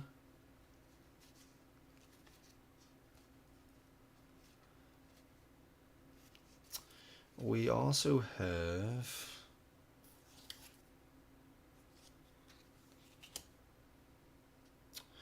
currently discard this card to remove all damage. Okay. Oh, our armor can't. I was going to use this upgrade as well, which we have the stats for, but our garb does not have any upgrade slots. Damn it. Okay, that's fine.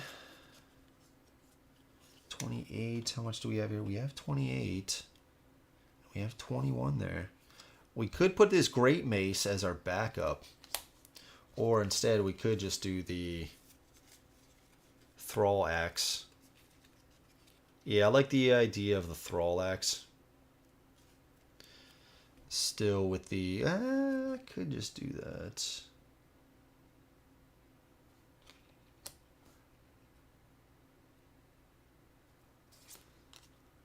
Let's do the great... Yeah, the great mace with the Titanite... What is it again? Titanite shard. I was about to start butchering that. Okay, and I think that's good. Oh, actually, sorry. We have the sunset armor. Hold up. We got this sunset armor I forgot about. With 2 upgrade slots. Sunset armor. We got this stats for it. 20 strength and 24 faith. We have 28 faith. Alright, so we have that. And now we can equip the Divine Blessing. Divine Blessing, it is an armor upgrade. We have the stats for it as well. During your activation, you may permanently discard this card to remove all damage and conditions from your character. Sweet. Okay. We're getting stacked now. And I believe that's it for the upgrades. Okay. Alright. Yep. I have it. Can use it. It's a lot better. So next battle, I'm really gonna have to start checking the stats because or like all my weapon stuff because I just swapped out like a lot of stuff here. Okay. Here we go. We got 2 souls left.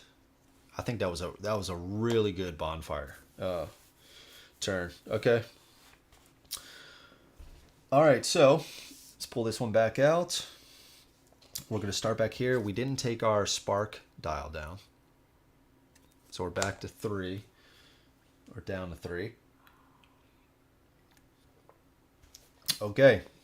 So starting here, let's put the levers on again. 3 levers. Okay, we got this guy right here. The good thing about this time is we don't have that event card, so they're not dealing extra damage this time. But we should also keep track. I'm going to use Nido's dial to track how many enemies we kill. I'm going to use his dial here. Okay. Alright, so I think we're all set up, right? Oh, we got the levers on. Archer and 2 skeleton soldiers. So we got this on, okay. One soul per enemy killed. Let's start... Where did we start last time? I think we started here. Let's start here. Okay. Alright, so let's get going. They're going to activate first. So we got the skeleton soldiers activating first. Let's have him go here. And him go here. Okay. Archer's going to go. Archer's going to deal 4 damage to us. Now, what do we have? We have 2 black dice for physical attacks. We get our dodge. We got 1 dodge there. And we get 1 more black dice for this physical. And our Black Knight Great Axe has 1 as well. Oh. Yes. Alright, that was just destroyed. Okay, we block it. Are we going to spend 1 to move? Yes, we are. I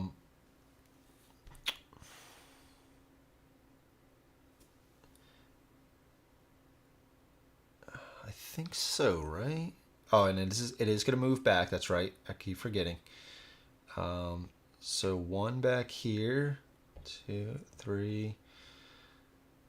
3, 4, yeah, and I guess it'll just move back there. Okay. All right, so, yeah, we're going to spend that 1 to move. We'll come over here. Our turn, remove that. We are dealing for 1 stamina, 2 blues. Right, 2 blues.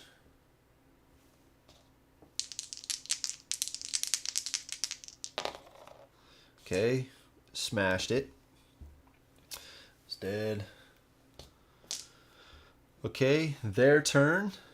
Soldier's gonna go. Let's have him go here. Archer's gonna fire. We're rolling a lot of defensive dice here.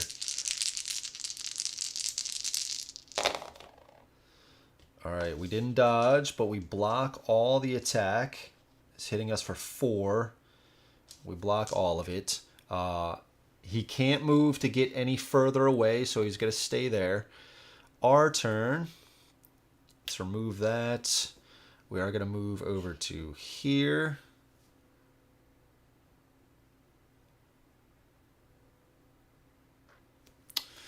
Sure. 1 stamina. Alright, kill him. Okay. Back to their turn.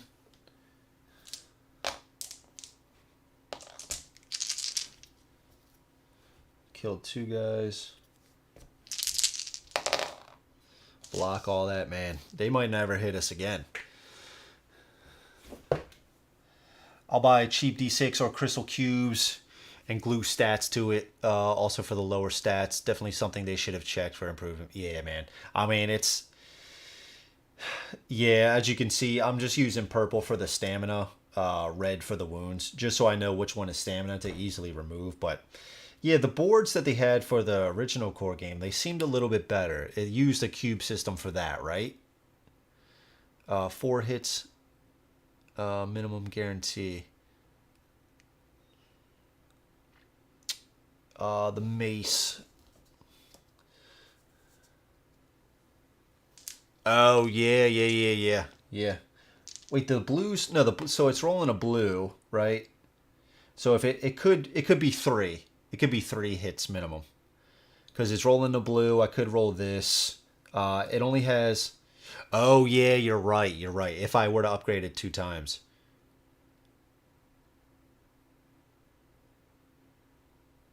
Yeah, you're right. But I got the other one on... yeah, okay. Yeah, but the other boards, they did seem a little bit better, right? I wish they would have... I don't know. I said it at the beginning. I'm not going to go over it all now, but this is definitely... Dude, if you got to keep putting on these little ass things... Like, when I was playing without the cubes, I was just placing them right above it. You know, so I wasn't punching them in, so you could easily remove it. But, dude, I mean, it's like... Even for the stats, I know the stats aren't going to change as frequently as the stamina bar or endurance bar here, but still, man, it's still annoying to do that. Okay, it's on me. I just blocked his shot, right? I think so. Okay, let's move over here for 1. I guess it is at the start, so this will remove. We're going to do 1 stamina to run. And we will do 1 more stamina for our great axe attack. Alright, taking him out. And that is 3. Okay, their turn. Nobody goes. Back to us. This is removed. 1. I guess we'll run. And we will activate. These guys come back. Okay. Their turn, they're going to go. Skeleton archer is going to shoot. We dodge. We're going to spend.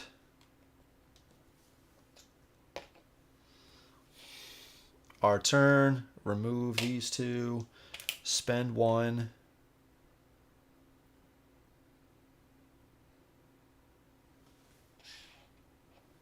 To run. And 1 more to do our attack against the archer. Alright, 3. So we're dealing 4 again with that. That is enough to kill him. Going up to 4. Okay. Back to them. We'll have this guy go first. This guy will come at us, coming over here. We'll have him push us over here. Again, it just has to be away from the source of the push. So it doesn't have to be, at least from what I gather from the rule book, like just because he's coming this direction, he has to push us this way. Bosses work that way. But as far as these minions go, as soon as he moves in here, the source of the push is here. We could then choose wherever we go to after that. So we're going to go there. This guy already activated. So he is attacking us with 2. And we still get 4 black dice. Alright, so we block all of it. But he still hit us. So we do get this bleed effect. Okay, back to us. Remove that. While we're here, I guess we'll just spend one. Try to hit this guy. Overkill. And again, whatever I'm rolling, add one to that roll because of our Titanite shard. We still got our movement left.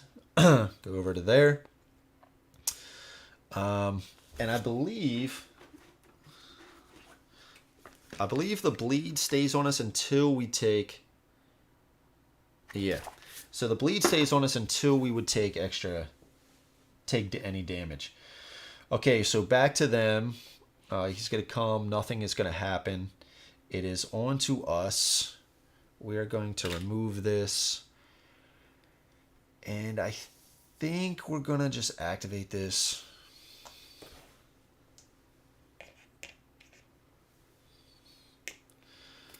Okay. Over to them. Skeleton soldiers. He's going to activate... He's going to activate. This guy's going to activate. Boom. Pushing us. Again, we'll go here. He's dealing 2 damage.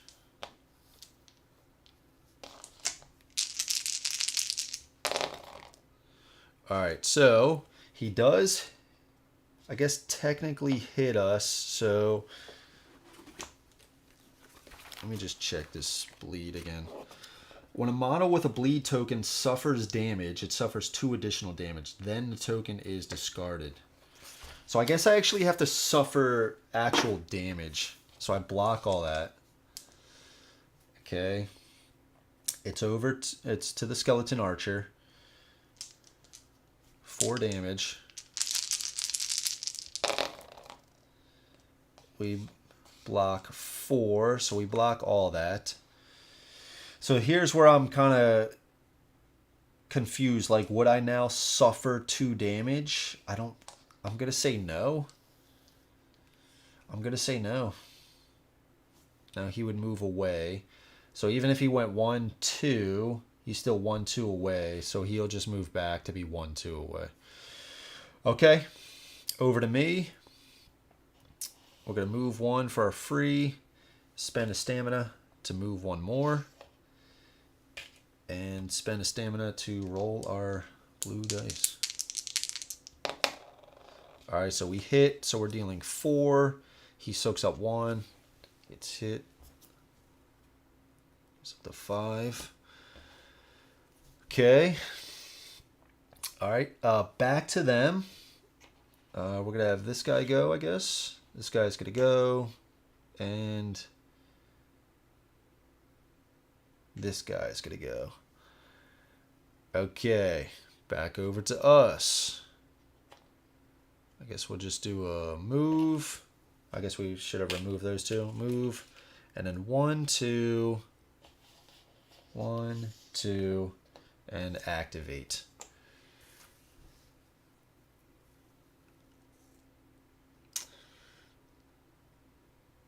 If you get hit. So, like...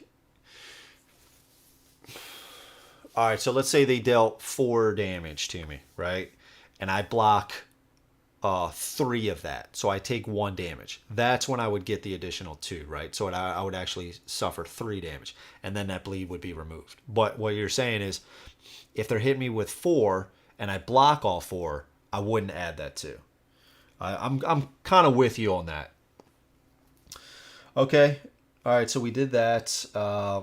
And that was it. We have completed that. We have activated the lever 3 times. So 1 soul per enemy killed. We got 5. Okay.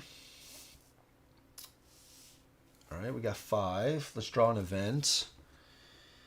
Blacksmith Trial. During the next encounter, this character can discard this card to reroll an attack or defense roll. Now, this would go with me.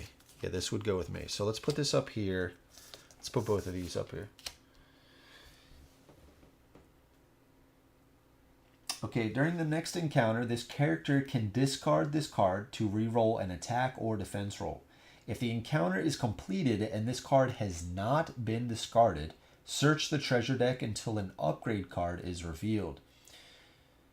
Then either add it to the inventory or use it to upgrade a card. Then shuffle the treasure deck and discard this card. Okay. And this also says, after completing this encounter, which is this, they're both going over here, the party can purchase treasure. Oh, did I kill 6? Okay, I mean, I'll take it. Let's take this back and put thank you, dude. Okay, all right. So let's get a level 2 out. We're just gonna go straight there. And I think the way that the night's going, we're just gonna get to the Black Knight. We're gonna try to kill the Black Knight, and that's where we're gonna call it. All right, so let's draw 2. Let's move this over here.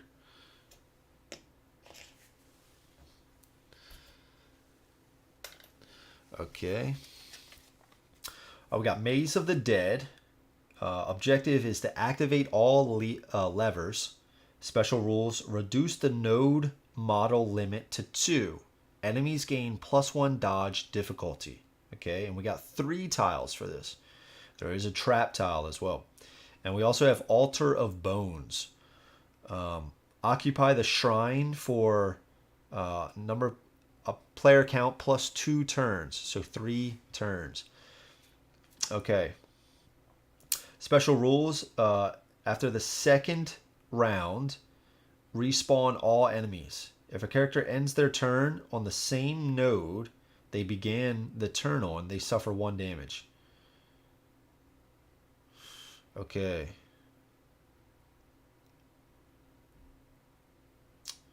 Okay. Let's do Altar of Bones. Plus, it's only 2 tiles instead of 3. I kind of set up this the camera work for 2 tiles max going this way. So that kind of works out. Okay. So this is another timer objective. Okay. We have to occupy the shrine for 3 turns. For 3 turns.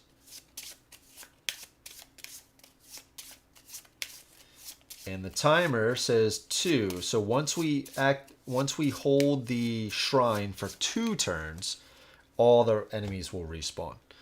So let's get this out of here. We might have to move some stuff over. We'll see. So what do we get? We got 2 tiles. No traps, which is good. The shrine is going to go on the second tile. The second tile. On this star symbol. Star symbol, okay.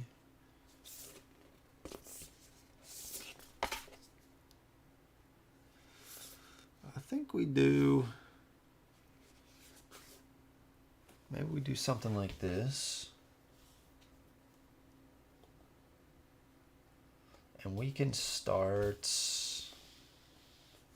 I guess this works. I guess that works right there. These have arrows over, so we can use those. So I think we go something like this. Okay, so for the first tile, number 1 spot, get 1 of those. And it does say you set up both tiles if you have the setup, or you set up the minis on all the tiles. However, the second one is not active yet, so these enemies are not going to activate or anything in the turn order. Only the active tile. Now, as soon as we go onto this tile, all the enemies are active. Okay, so we also have 1 more here. Okay, we get. Gotta see these symbols. So we have no necromancers, which is good. Giant skeleton archer. We have a giant skeleton archer. Ooh. These guys are pretty cool too. I guess we'll do a little close-up of the battlefield. We should do that.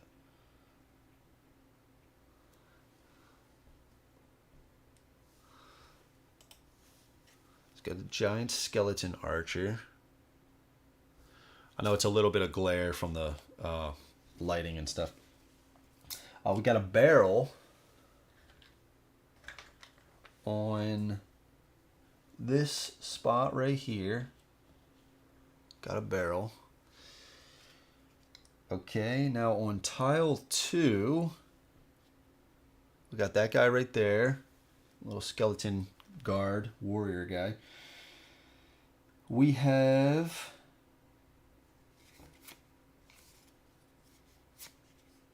a giant skeleton soldier on the 2 spot. Giant skeleton soldier. Okay. And then we have, I guess, a little archer. A little archer. Yes. Skeleton archer on the number 1 spot. Okay. And then we have the shrine. Shrine on this spot, which is what we got to hold for 3 rounds. And then we have another barrel on this spot. Okay, so altogether we have 5 enemies, which we do have, 2 barrels, which we do have, and the shrine. Okay, and we got to start on one of these 3 spaces. Boom, boom, or boom. There you go. Okay. Alright, so what enemies do we have? Let's do... Gotta remember these. We got the skeleton. Let's move this over a little bit. By now you guys kind of know what I have, right? Alright, so we got the skeleton soldier. It's got 5. We're going to place these over here. Giant skeleton soldier. Threat of 2. Skeleton archer. Threat of 3. And a giant skeleton archer. Threat of 1. Okay, we're going to do it like this. Okay. Okay. Now we're going to hold that for 3 rounds. On the second round we hold that in a row, all these guys are going to respawn. But then we just have to hold it for 1 more round, which I think is going to be okay. All right, so we got to start on one of these spots. Now the giant skeleton soldier, he's got 5 health. He's only blocking 1. He's got a range of 1. He's going to push us and do an attack, and he's also going to hit us for 5. There's no archers on this right now. So what do I want to do? Do I want to use the pyromancy flame maybe to start? But if I start here, he's going to move over here. He's still going to get an attack off. Maybe this wasn't the best tile to use.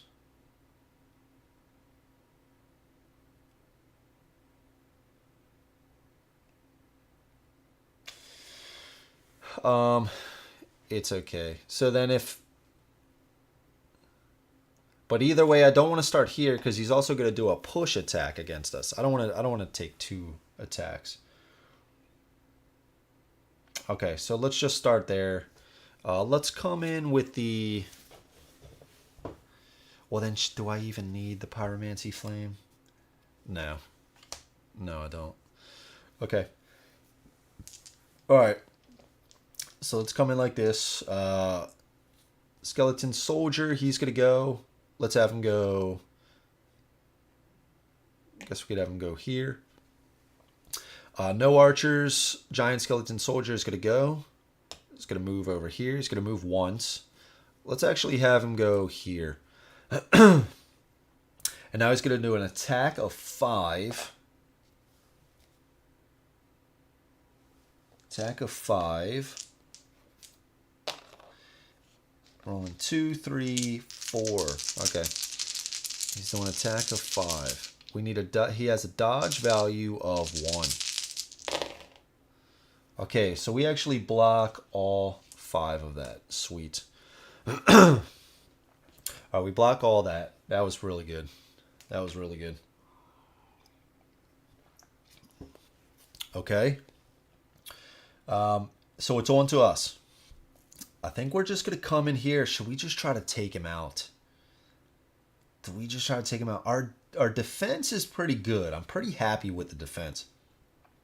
Yeah, let's just come in here. Let's spend the 1. We got enough health. We have this with our shield, or our armor. We can discard it to get rid of all of our wounds. We have all of our tokens ready. So let's just do this. Spend 1.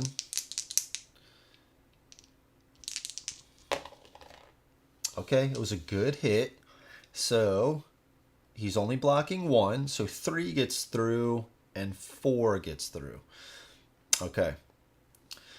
1 away from killing him in 1 shot.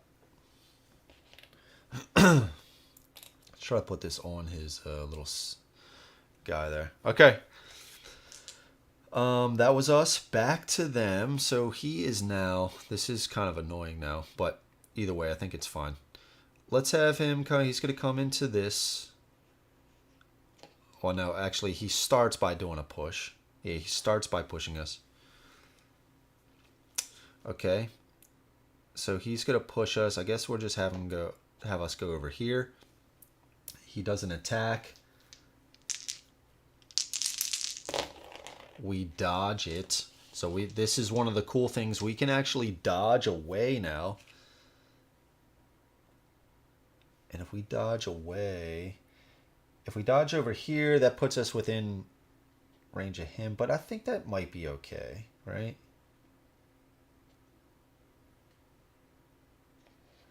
Yeah, we'll come over here.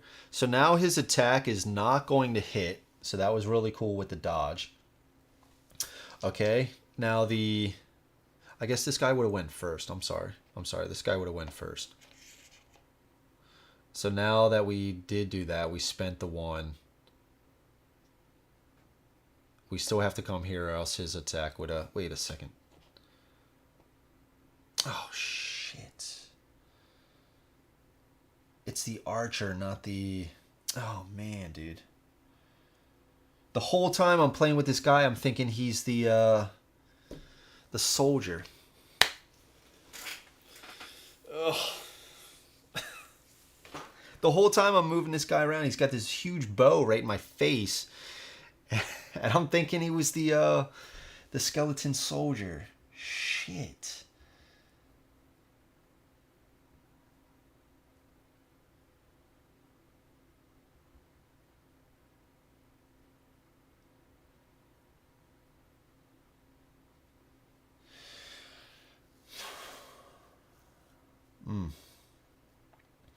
What would be different? I guess moving closer to me.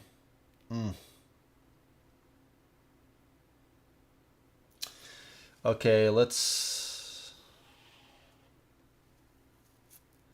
do a little bit of take back. We'll try to have a happy medium. We'll still say he attacks. God damn it. Oh, that annoys me.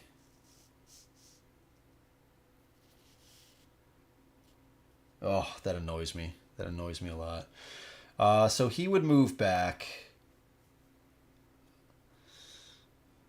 There's the lean back. Yeah, man. There's the lean back.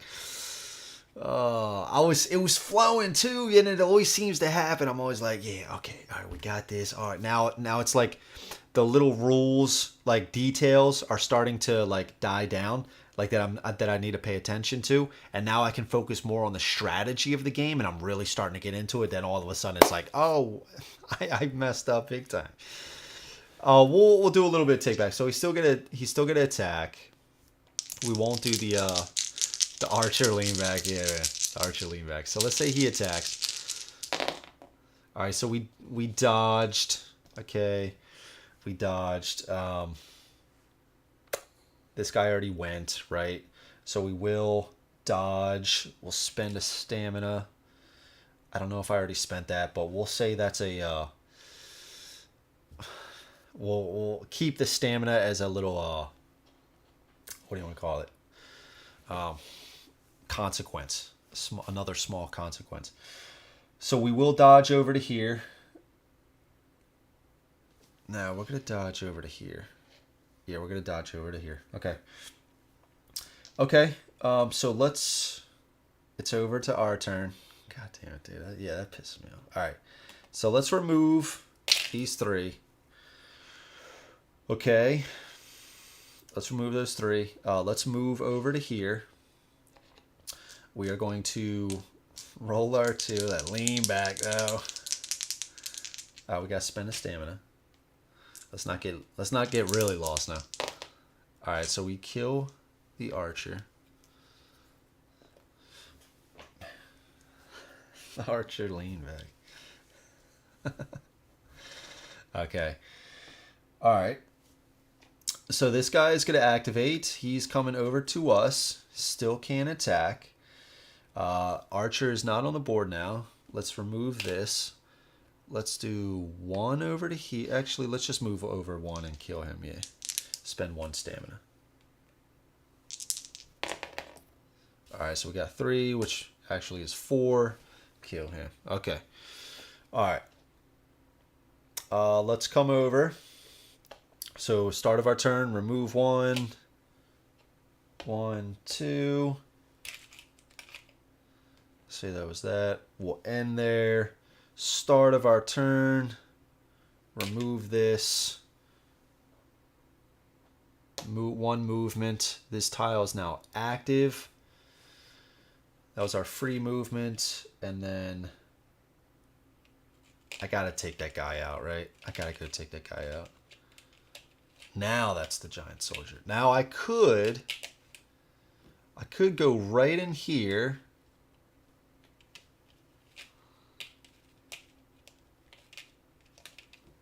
Yeah, I think I'm going to spend 1 more stamina.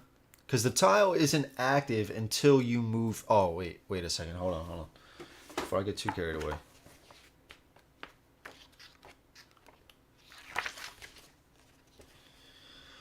Okay. Okay, yeah. So it says, after a model is placed, it must stop its movement. So if remembering that, let's say we actually swapped out Pyromancy Flame. Let's say we swapped out Pyromancy Flame at the beginning of our turn. So that was we wouldn't need to spend another stamina for the movement. We are, however, going to spend 4 stamina for the Pyromancy Flame and attack this node, which gives us 2 black. And it is an area of effect at that node. So we got 3. So the skeleton soldier blocks 1. He gets hit for 2. And the skeleton archer blocks 1, gets hit for 2. So both of these guys are dead. It just says you stop movement. You don't stop your turn. Okay, cool. All right, now start of a new round. They're going to go. He is going to move. Giant skeleton soldier. Let's have him go here. And he is going to hit us with a 5 attack. We don't have 4 black dice now because our great axe is sitting in our backup. But we still have 3. And a dodge. We did dodge it. I don't think I'm going to... And we blocked a lot too. I don't think I'm going to spend the dodge to move. So I'm just going to stay here. I did block all that damage though. I dodged it as well. Okay, so start of my turn. Remove 3. Free movement. Over to here. Spend 1. Oh, sorry, start of my turn. I did swap out the Black Knight. See, there's little things in this game you can kind of miss. For sure. All right, 2 blue. Okay, and he's blocking 1. So 3, 4. 4. Okay, their turn. He is going to push me. So let's say he pushes me this way onto the lever. Or the shrine, I'm sorry. Man, I gotta hold that for 3 rounds. Okay. Okay, he pushes me onto the lever. 2 attack with that.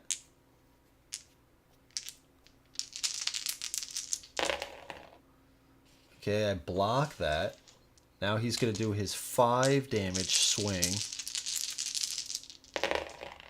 I dodge it, so nothing comes through. He's only got a dodge value of 1. So now it's my turn. Oh, you know what? No, it's fine. It's fine. All right, start of my turn. Remove this. Move here. I am going to spend 1 to do my swing. That is enough. That kills him. Okay. All right. Okay, it took out all those guys. Okay. I already did my movement. It's back to me. Remove this. Back to the shrine. Okay. Okay, so occupy the shrine for 3 turns. All right. This is the end of my turn. Now it says the special rules. If a character ends their turn on the same node they began the turn on, they suffer 1 damage. So we did not, but we ended our turn here. So we control that. That's 1 round. Okay. It goes back to us. No enemies are going to spawn. They're only going to spawn after we control it for 2 rounds. All right. So it goes back to us. We control it, so we do take a damage. Okay. Now we held it for 2 rounds. Now they respawn all the enemies. So the archer comes here. This big boy comes here. Got a little archer right here. This guy, and then this guy here. Now both of these tiles are still active. Okay, so start of their turn. We just got to survive this, right? Start of their turn, skeleton soldier goes first. He's coming over to here. This guy's coming over to here. He's got to come through this little passage. Skeleton archer goes, this guy right here. It's hitting us with 4. We block all of it. Then he's going to try to move 2 away. I don't believe... 1, 2. I guess that would get him further. Okay, then the giant skeleton soldier is going to go, this guy. So he's going to move onto here. He's actually going to push us, which is annoying. He's going to push us over to here.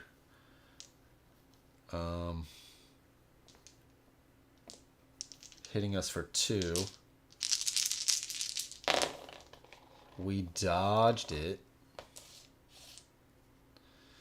We block all of that anyway. That was just the push. That was just a push. So we can actually just come back here for 1 stamina. I guess it doesn't matter. So why would... Yeah, but I'll just remove that stamina. Okay, now for his 5 damage attack, we block all of it. We block all of it. We don't dodge it. Okay, then the giant skeleton archer is going to go. He's going to come over here. I don't know the rules for the range, so we're just going to say he's going to... I forgot the rules. Shooting through tiles, like line of sight. So in order to just progress, we're just going to say he shoots me.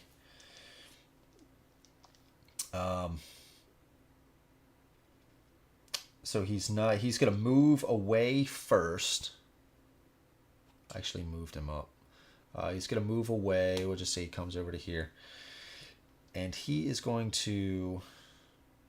Actually, that wouldn't be any further away. It'd be the same distance. I think that would be further. Okay, he's going to shoot us with an attack. See, but that's supposed to be an entryway. I'm just going to say he's going to shoot us just because I'm not sure. Because we should complete it here anyway. We dodge it anyway. We dodge it. Oh, we actually need 2. We actually need 2. But we block all of it. We block 5. We block 5. I think I probably kind of messed up the archer, the giant skeleton archer. A few of those attacks. I probably dodged when I needed 2 value to dodge. Yeah, I probably messed that up a little bit. I do apologize, but it is what it is. All right, back to us. We're here.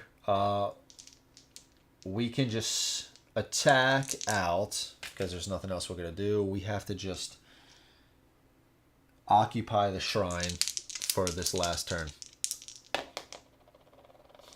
All right, he blocks 1. We hit for 3. And we have occupied it for 3 rounds. And that is that completed. Okay. So it does feel a little weird. Like not... Like you got all these guys on the board, right? You're in this like dungeon. It does feel a little weird to not have to kill all the enemies. I will say sometimes, because, you know, it's just like we had this whole board full of enemies. I didn't take out a single guy. And as long as we're on that shrine, we completed the objective. It does feel kind of weird sometimes, but at the same time, too, I could really see you just having some bad rolls, and this endurance bar just getting filled up like crazy. Because there's... At least from what I've seen so far, and this is just from this playthrough and a little bit of play testing last night, is that I haven't seen too many easy ways to reduce wounds. The stamina you can kind of get rid of, but you know the wounds are going to clog this up. And you do have the Estus Flask, which can remove all the stamina and wounds on your turn, but that's a one-time use until you're able to refresh that. Now I did see, you know, some of the rewards. You're able to refresh some of these tokens, maybe some of the event cards, you can do some cool stuff. So there is that. It does seem like I do like that aspect. But to my original point of what I'm trying to say is I could easily see, you know, you're not getting those event cards to refresh the flask. You're not getting the rewards to do that. So you do have... You know, this, if you use this and it's still getting filled, you know, you can be just really out of luck and a few turns don't go your way. We have a lot of good defensive items right now, so we're able to block a lot of stuff. But these guys are doing 5 damage here. They're pushing you. We got 4 damage right here. So I could easily see how that could, easily stack up. Okay. All right, so we completed that. We get number of players plus 4 souls, so we actually get 5 souls here. 5 souls. Back up to 13 souls. 2 treasure. All right, we draw 2 treasure. Got another ember. And we got cleric armor. These are in our inventory. We would need to go back to the bonfire in order to equip those. And 1 event. Scout ahead. If this space is blank, draw an extra encounter card. So this can't go on the mini boss encounter, I believe.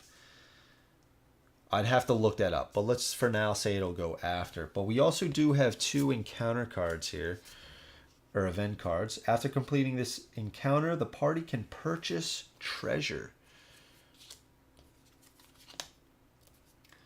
We're not going to go back to the bonfire, though. We're just going to go right to the boss. Mask of the Child. We'll just briefly take a look at some of these. Another Titanite Shard, which has really been coming in handy. The Ember I do like, even though we haven't been suffering too many wounds. It is really cool to have that Ember token. Poison Gem. This weapon's attacks gain poison, which is super cool. And Mask of the Child. 1 physical defense, 1 magical defense. It does add a dodge die, and it can be upgraded twice. And it says you gain 3 stamina at the start of your activation instead of 2. Yeah, see, This is another one of those cards that the guy in his review, he actually called this one out because in this rule change, you get 3 stamina back. Like you remove 3 cubes from your stamina bar instead of 2 like was in the original game. But this item says that you can do that. So that effect is basically void. I would just house rule that to say you get 4 stamina back instead of 3. That's an easy fix right there. All right, so we can purchase something. What would I purchase? I don't need Ember. Another Titanite shard. I could really make that great mace, but I think the poison would be pretty cool. So we'll take the poison, put that in the inventory. These will go at the bottom. And then what was the other one? It says, during the next encounter, this character can discard this card to re-roll an attack or defense roll. If the encounter is completed and this card has not been discarded, search the treasure deck until an upgrade card is revealed. Then either add it to the inventory or use it to upgrade a card. Okay, so we would look for an upgrade, weapon upgrade, another Titanite shard. Let's just take that Titanite shard. And we would, it says, either add it to the inventory or use it to upgrade a card. And we'll upgrade the mace. We'll upgrade the mace. It has 2 upgrade slots, so we'll actually just put another Titanite shard up there. Sweet. Shuffle this up. And these cards can be discarded. Okay, and then we're on to the Black Knight.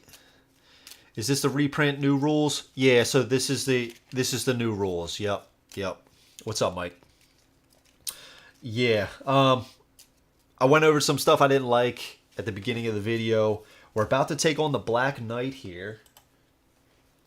This is a mini boss, and this is kind of where we're going to end for the night. So in the normal game, you would go through these encounters and you would hit the mini boss, and then you go through these encounters to the main boss right here. So the thing about this game is, though, when you die, you have to replay the existing encounters that you already did. Now, you can get shortcuts and stuff like that.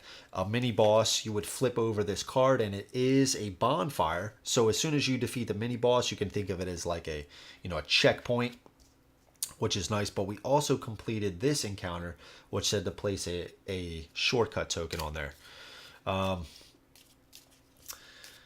But yeah, so far the rules, some of the encounters have seemed pretty easy. That last one we just did, it was okay. We got some really awesome equipment right now and items that are really letting us block a lot of attacks. And we got them decently upgraded. But yeah, so far the game has been pretty cool. I did just forget, I just really messed up last time. I had this giant skeleton guy over here and an archer over here, but when I was looking at their behavior cards right here, I was assigning this guy with the giant skeleton warriors behavior card, so I was actually moving him around like this guy should. So I kind of messed that up, but I think that's kind of the only thing I messed up so far, so I'm pretty happy about that. But so far the game has been good. One of the things is, if you're going to replay a lot of these encounters, you don't want them to be super long. And I think that's one of the things. Some of them have seemed pretty easy, but I think they kind of need to be in order to get through. It's like a one-shot, right? It's a one-shot. So it's not like this full-blown campaign reading nothing but story. If you want to complete this all in one go, you kind of need some of these encounters to be a little shorter. Okay, I think we did all this. Okay, so we are here. Let's go over to the Black Knight. Okay, so the objective is to kill the Black Knight. I'm just looking to see if I have any other cards here. So let's get out. We need the boss tile. One of these is the boss tile. It's this one right here. I think there's 2 boss tiles. One with this in the side and one in the middle. I guess this is for the main boss. This is for the mini boss. So let's put this over here. Let's get this out of the way. And the bosses work a little bit different. They have arcs and stuff like that. They might sometimes, if you hit at a certain arc, you can roll an additional die. Some of their attacks don't just target one player, they swing in like a certain arc and stuff like that, which is mainly used for if you're playing with multiple players. Because then if you have two characters on separate nodes and he swings in that arc, you could hit multiple people. In a solo game, it really doesn't matter too much. Or as much, I should say. Okay, so kill the Black Knight. We got him over here. Let's place him here. Got that guy. Just a little close-up action. Got him right there. Alright. The minis are pretty cool. Like I was saying at the beginning, I do really like the Nido. How do you say it? Nido, or whatever it is. That huge guy. We'll do a little close-up. But this guy is just a beast, man. He's just humongous. I mean, look at the node right there, right? Got these little guys over here. Just huge, man. Just huge. Monstrous. Heavy, too. Real heavy.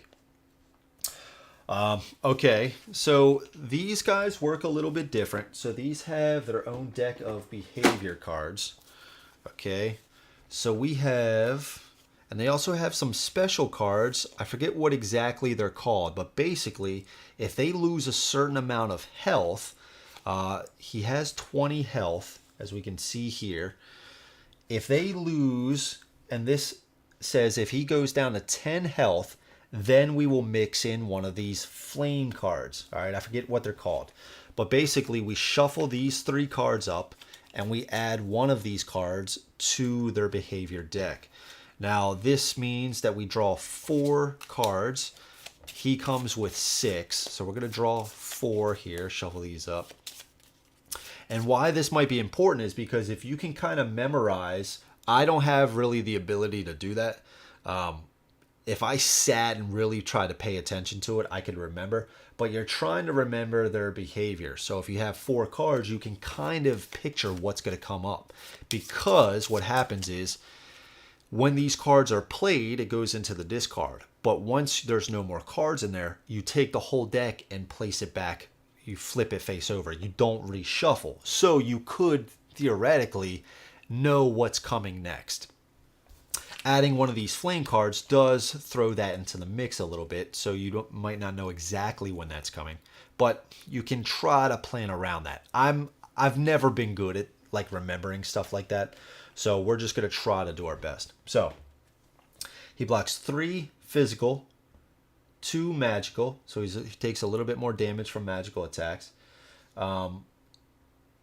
It says parry. At the end of a character's turn, if they made 1 or more attacks against the Black Knight that did not cause any wounds, the character suffers stagger. And we'll go over stagger when we get there, if we get there. All right, so let's shuffle these 6 cards up. His behavior. We'll draw 4. 1, 2, 3, 4. Place those down. And again, these are the flame. We'll shuffle these up and mix these in when we get there. Let's put this over here. Let's take this off. Okay. These are the 2 cards that we're not using. This should be 4. 1, 2, 3, 4. Yep. Okay. Got that right there. Put these over here to the side. Got the Black Knight. We'll keep this right here just so we remember. How do I want to... Let's put this over here. Okay. So what's going on here? He has 20 health. Each of the bosses comes with its own dial. which is pretty nice. 20 health, put that right above him. Okay, and let's start, where do we start? On one of these 3 bottoms. Let's put it over, because we put it here, that's only 1, 2 away. Over here is 1, 2, 3. 1, 2, 3. And I think most of his attacks, I did look at it earlier, they have a range of 2. So as long as we can be 3 nodes away, if he doesn't move, if he attacks first or something, we could potentially dodge that. Whereas if we were here, we would take that damage right away. Okay. So special rules. When this encounter is completed, raid page 31 of the Dark Souls Tomb of Giants rulebook. Okay. All right. So is there anything that we need to do? I don't think so. We still have that upgrade with the Sunset Armor. During your activation, you may permanently discard this to remove all damage and conditions from your character, which is really nice. And is the Great Mace at this point, is it better? Rolling a blue die, we're dealing 3 guaranteed hits if added to whatever the blue dice is. And it costs 0 stamina. Whereas 1 stamina, we could roll 2 blue dice.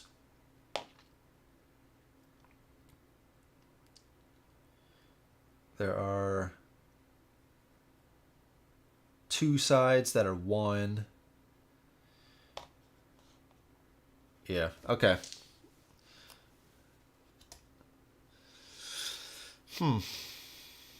We could always swap it in at another time. We could always swap it in. Okay. All right, so let's get going, right? So let's draw one of his behaviors. And we could always change that at the start of ours. Okay. All right, so here's perfect example. So Vicious Hack. I guess we could put this here. You guys could actually see this closer. So we got Vicious Hack. So it's 2 range. Hits for 5. And it actually hits, we can see the arc that it hits, those 2 green. Now, also with this, we can see the red section on this. If we were to hit him at that arc, we roll an additional black die. Now, the only question that I have with this is, if we look at this card, would you say that that green at the top is the front-facing arc? All right, would you say that? Because if that is the case, then would we actually, when we go to use this arc, would we turn this around, right? Because his front-facing is this right here. Or would we just say that those 2, looking at it now, is where he would swipe, like at his current arc? You know what I'm saying? So the way that I played it the last time is the northern arc right there. That is his front facing. That's just what I've been doing. So if he's actually facing down this way, I've been turning the card around to match that arc. That's just the way I'm going to play it. I don't think it makes too big of a difference. But if that's wrong, I do apologize. I didn't see, the rulebook didn't go too much into that. I will say that. I tried to look over that a few times. I didn't see any clarification on that. Okay, so he attacks for 2. He doesn't hit anything. He is then going to move 2 spaces closer to me. All right, let's have him go over here, because I could potentially run away if I need to. But I don't see me running right now. All right, so sorry. When he moves, he's going to first turn to face the next closest node he's going to move to. He's going to move there. He's still facing that way. That was 1, 2. He doesn't move anymore right now. So if we're taking a look at this, that is the front. So we would need to hit him from this arc. Ugh, that sucks. I guess we could just do 1, 2, right? Now, actually, I guess the bosses also work differently. If I were to move into here, I would need to touch his base. Now, this node right here is split. Let's see if I can give you guys a closer shot. So you can see the node is split. You can see that line if it's going straight down. So when we move into his space, we have to touch his base at some point. So we could choose from here. But if it was like this, we would have to come in, and right when we come in, we have to touch his front arc. Now we could change positions in this, like when we're touching his base, to get around to a separate arc. So we could actually do that. It would cost us another stamina. Maybe we actually just kind of go here. Maybe we stay right here. So he's facing this way. So I guess we actually could do that. I mean, he sure is hitting for a lot, but if we give him stagger, what happens? We could pay, that costs 4 stamina though. Okay, enemies with a stagger token reduce the value of their attack symbols by 1. I don't think that costs 4 stamina. So let's move in here for, we're going to choose this front-facing arc. We're going to spend another stamina to move around to this arc. And again, we're kind of saying the way that I've been using it, if we take a look at this, line it up like this, we got to be on that side. So that's where we are. So we're going to roll 2 blue dice. And since we're on his weak arc, we're going to roll an additional black dice. Okay. So he is blocking 3. Oh, we dealt. But we do, our weapon does deal an additional damage. So 3 is blocked, and we hit him for 2. So we'll take his dial down by 2.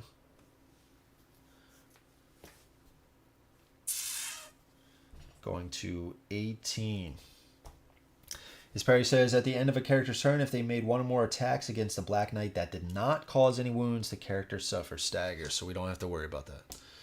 Okay, so that is his first behavior. So that is attack first and then move. Attack first, then move. We'll try to remember. Attack first, then move. Okay. Over to his turn. Flip this. Okay. Heavy slash. Ugh, okay. Heavy slash. So he doesn't need a move. And he's going to deal 5.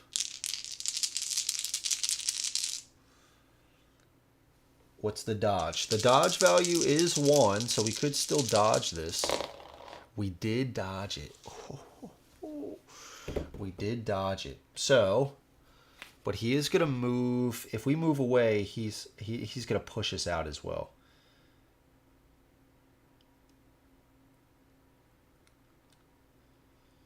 And we don't suffer the stagger because we dodged his attack. Okay. So I don't think this is going to matter because, well, if we take a look at this, which way is, that's north. Okay. Let's just stay right here. Let's just stay right here. Okay, at the start of his turn, he's going to push us. So push, we have to stay in the same arc that we left. If we were split, we can choose. Okay, so we can go to that node right there. Okay, and I believe that's going to be him. The push doesn't do any damage. We dodged his heavy slash, so we're not going to suffer the stagger. And it had a dodge value of 1. Okay. All right, so vicious attack. So attack first. 2 attack first. 2 attack first. Okay. All right, so on to us. Let's remove this. And so where do we have to go to hit him? Is it that same side? We got to get to this side now. So let's move 1. Since this node is in the middle, we'll choose this side. We're touching his base. We'll spend 1 to move over to this side. All right. And we will attack that. That's his weak side. Gives us a additional black. Okay, very good. 3 is soaked up. And 4 gets through because our Black Knight Great Axe deals an additional damage. So we actually deal 4 damage. That was a pretty good hit. Going to 14. Going to 14.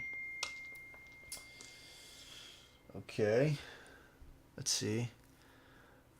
The roly-poly dodge. Yeah, man. The roly-poly dodge. Okay. All right, so that was us. Let's go to his next behavior. There's nothing else we can do. Let's go to his next behavior. So 2 attacks first. Okay. Next one, wide swing.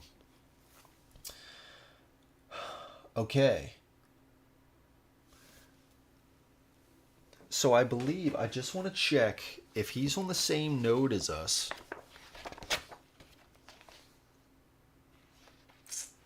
Okay.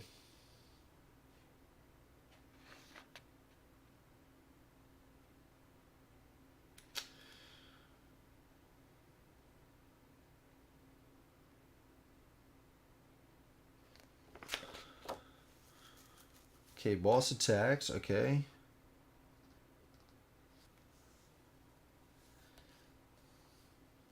Boss movement.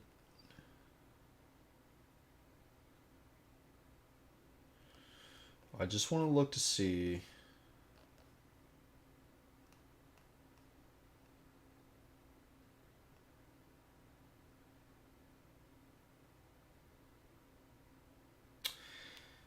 Boss would move toward. I just want to see if it swings, if it attacks first. Does it turn? I did forget this.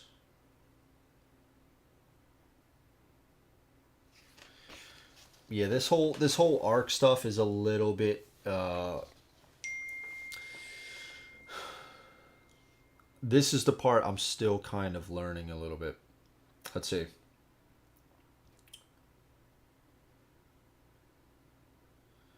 Okay, let's see.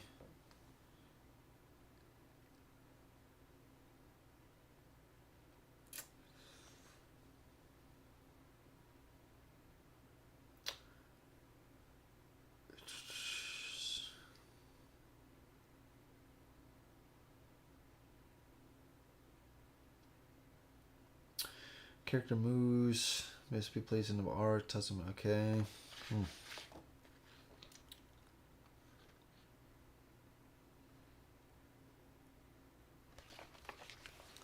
That's basic, okay.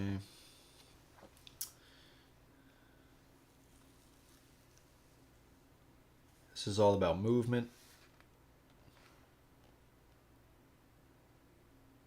Okay, here we go. There it is right there. Bosses do not change facing when they make attacks. Okay. They do not change facing. So only when they move. Only when they move. So following this. So he is not going to hit us. Again, if we rotate this, this is the way that I'm playing. If we take a look at this. Split down, he's going to make this attack using that direction. Okay. So we don't even need to dodge this. We don't even need to dodge that. Or block. Okay. So since he's not hitting us, he's not going to do the stagger on us. Okay, but then he is going to turn and face us, and then he is going to push. So he is going to push us out. Okay. But the push does not deal damage. All right, so also looking at it, the arc. So we got to get on this side. Got to get on this side. Okay, so our turn. Remove that.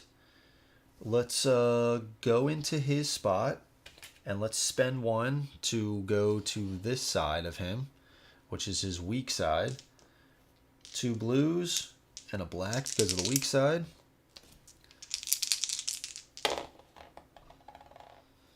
Okay, so 3 are soaked up, so we're dealing 2 damage to him, taking him down to 12. Okay. So 3 with attacks first, okay. Wide swing, okay. I'm also not going to remember the arcs that it's facing and stuff. So we dealt damage to him. We don't need to worry about parry. Next behavior. Attack again. So all 4 of these are attack first. So he doesn't change his direction.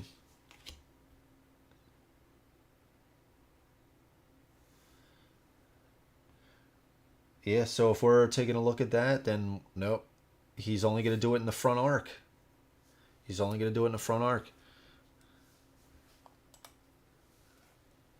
Indicated there. They don't move to make the attack. Only when they move themselves. Okay. All right. So no attacks. He is going to push.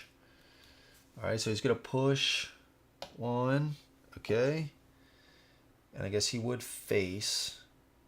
I guess they would face first. Yeah, but they would still push us back. And that's going to be that. Okay. All right, now these would flip over. I guess we still got to keep this up for a week arc. Yep.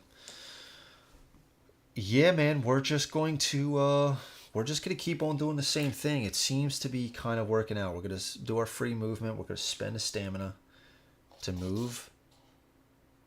Guess we can move over there. Spend another stamina to move to his rear arc, which is where we can hit him. Now we're gonna do 2 blue and a black. Okay, 3 is soaked up. We dealt 4-5 to him. Dealt 5 to him. So he's going to, he was at 12. All right, he's at 7. He's at 7. Now, this is where one of these cards get shuffled in.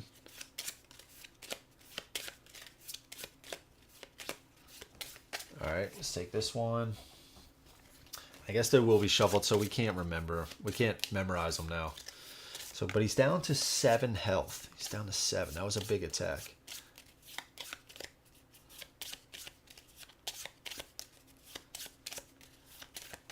Okay. Let's see what we got now. His turn. Okay. Overhead swing. Yeah, man, overhead swing. He's just going to swing 4 with that arc straight in front of him. This front-facing arc. So, I mean, if, like... But the thing is, it's like, if we were here, like, he would hit 1, 2, 3, 4, 5. He would hit all 5 of these if you were here, right? We just happen to be right behind him. And he's attacking first and not moving. And they don't change directions when they attack, only when they move. So then he'll turn to face us afterwards, and he will push us over here. And his push doesn't deal damage. His push does not deal damage. And then looking at this, it's his rear arc again. Oof. Yeah, man. I mean... And so right when we come in, our node was split between his front and his side. So we'll come in on the side. So we only have to spend 1 stamina to move to his rear. Same thing, man.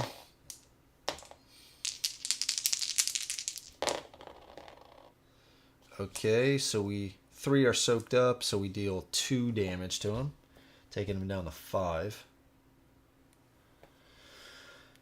We dealt the damage, so we don't need to worry about parry. His next is 5. Okay. Yeah, man. So Like, just so you guys can see. Like, so now on this card, it's a massive swing, right? It's a massive swing.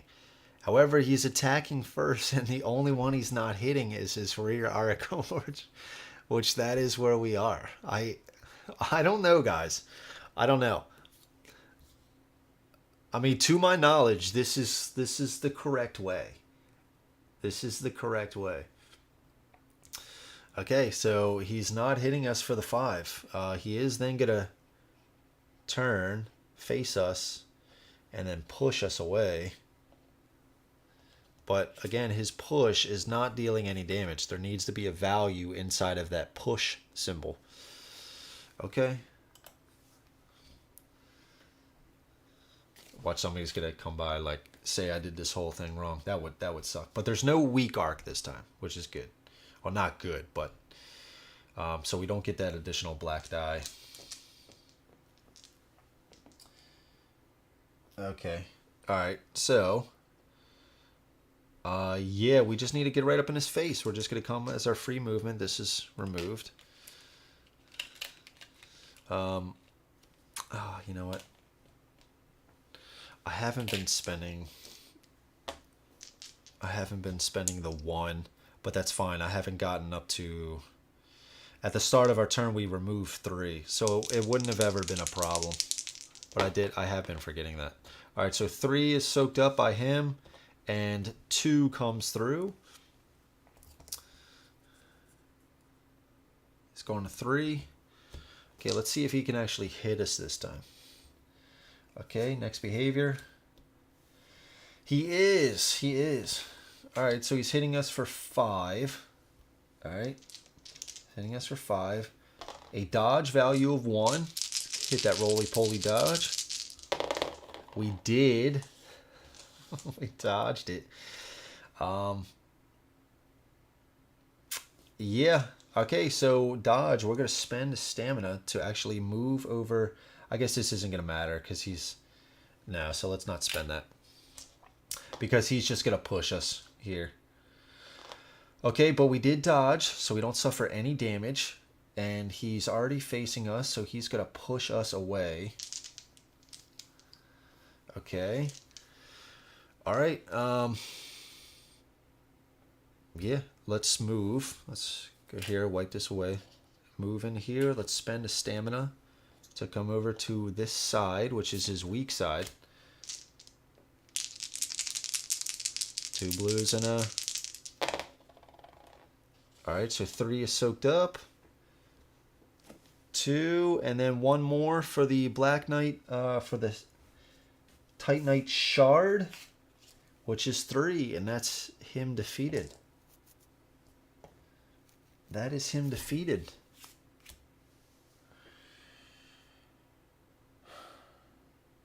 Okay. We get number of players plus 6 souls, so we get 7 souls. And yeah, we're gonna stop here, but I just want to go through the motions. Okay, so we got a lot of souls here, and we search for his card, so we would get the Black Knight Halberd. We would get these 3 rewards.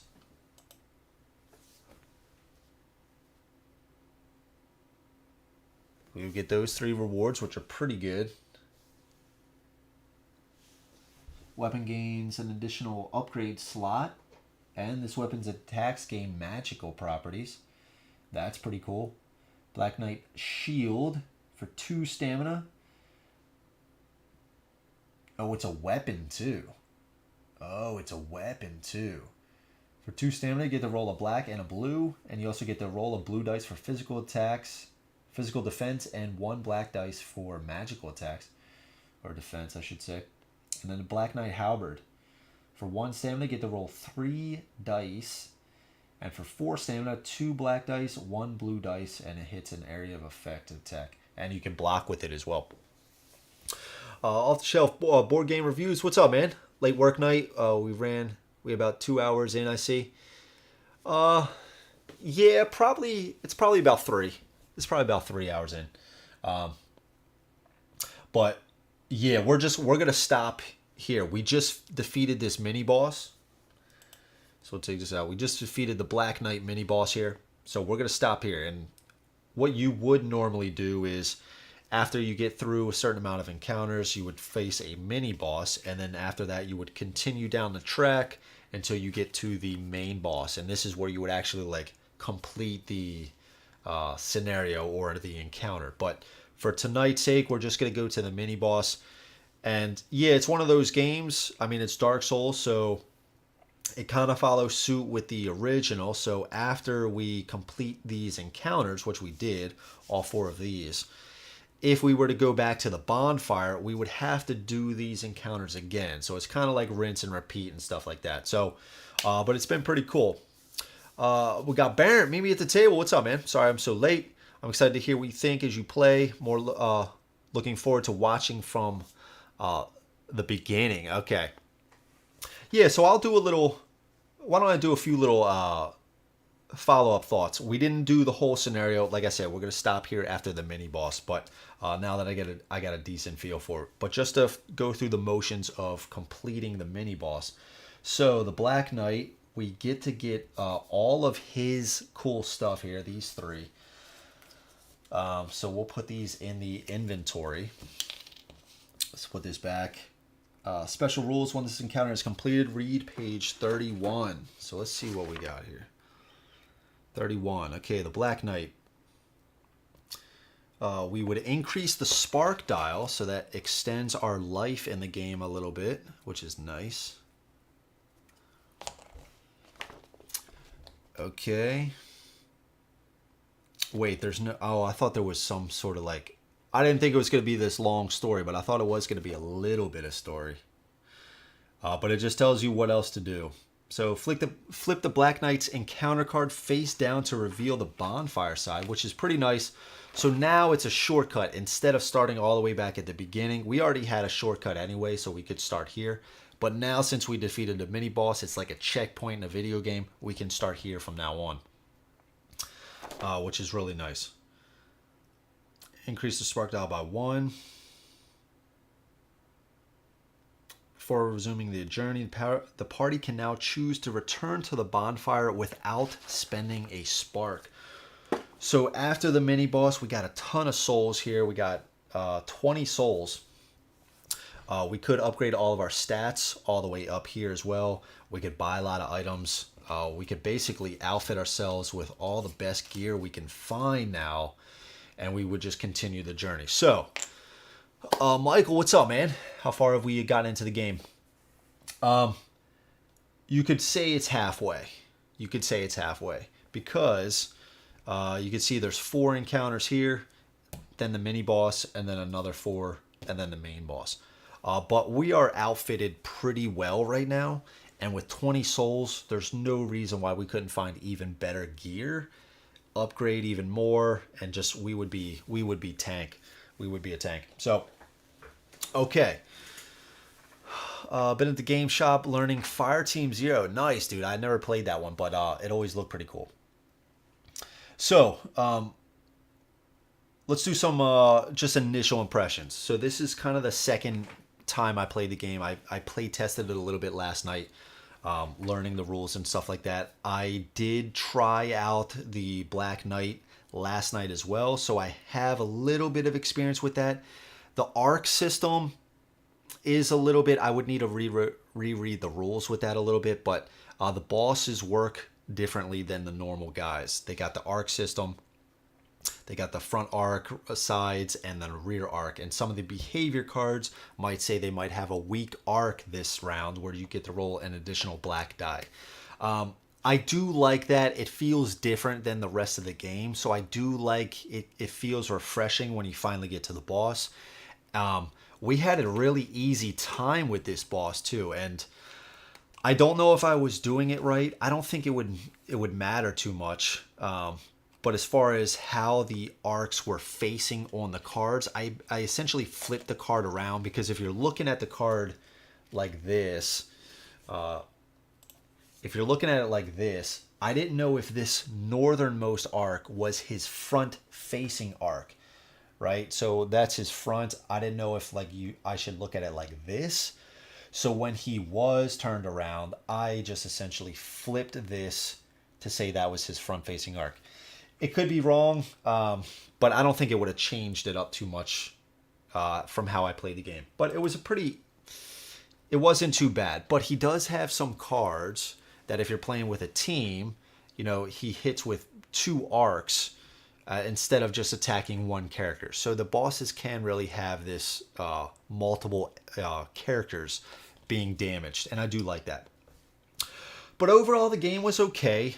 Some of the encounters did feel pretty easy, but again, this is one of those games where you might have to be restarting the same encounters over and over again. So you don't want each individual encounter to be that long. So I get that.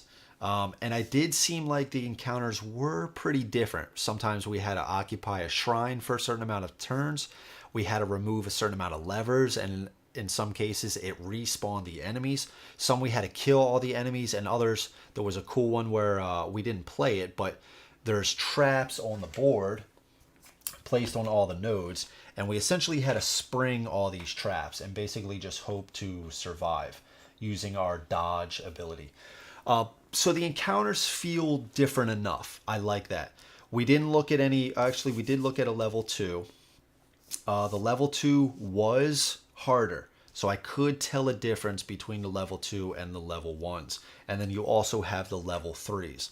So I do think the variety, and we still had 1, 2, 3, 4, 5, 6. So we still had 6 cards that we didn't use. And I do like, so I think the variety is there. That's what I'm trying to say. And I do like the ability that when you're going to a new encounter, you draw 2 and you choose 1. I like that. Because you're not just choosing it for this, this time that you're playing the encounter. You might have to revisit that. So is it one that you want to keep dealing with over and over again? Well, you got to think about that a little bit. So I'm going to choose this one. I could definitely see myself if I have to restart. It's kind of an easier one. Get a few souls, get on to the next one. I don't have to use a lot of my tokens. I can still, keep those to fight maybe a harder one. So I like that. The Spark, we started with 5 with solo. The more characters you have, the less sparks that you have. This wasn't, I didn't really encounter any problems with it just because, again, we only played half a game. But we did even get a spark back after we defeated the mini-boss and a halfway checkpoint. So that was nice to see that we at least have that. You can get some back, right? The enemies themselves, they all have just one behavior for all the certain types of models. So what I'm trying to say is like the Necromancer, all the Necromancers on the board are always going to have this same behavior card. So they're going to deal 3 magical damage to you, infinite range, and they're going to spawn a normal skeleton every single time they go. So that can be cool to kind of like, once you start getting better at the game, you will just know, I got to take out the Necromancer first. I don't want him to keep spawning these guys, right? And you're going to take 3 magical damage. So do you get some armor that does some magical defense? One thing that it does seem like in this core box, most of these guys, actually all of them with the exception of the Necromancer, are skeletons, are all skeletons. And all of these guys are a little bit weaker to magical attacks. I forgot what's in the Painted World of Ariamis, but maybe the enemies in there are going to be slightly different. So at least in the tomb, like in this core box, with all being skeletons, I might want a little bit more variety in the enemies. You're just dealing with basic grunts and archers, and then you throw in the Necromancers here or there. So I don't know, maybe slightly different guys, but at some points I was even struggling remembering some of the rules with some of these guys. So maybe keep it simple, and if you want to expand, then you get the expansions and stuff like that. But maybe a little bit more enemy variety would have been nice.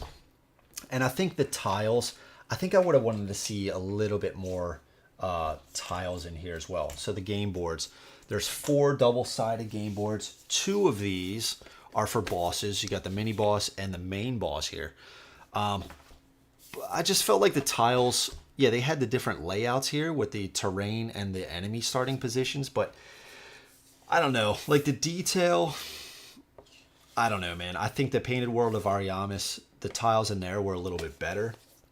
And it does look like the core box of Dark Souls.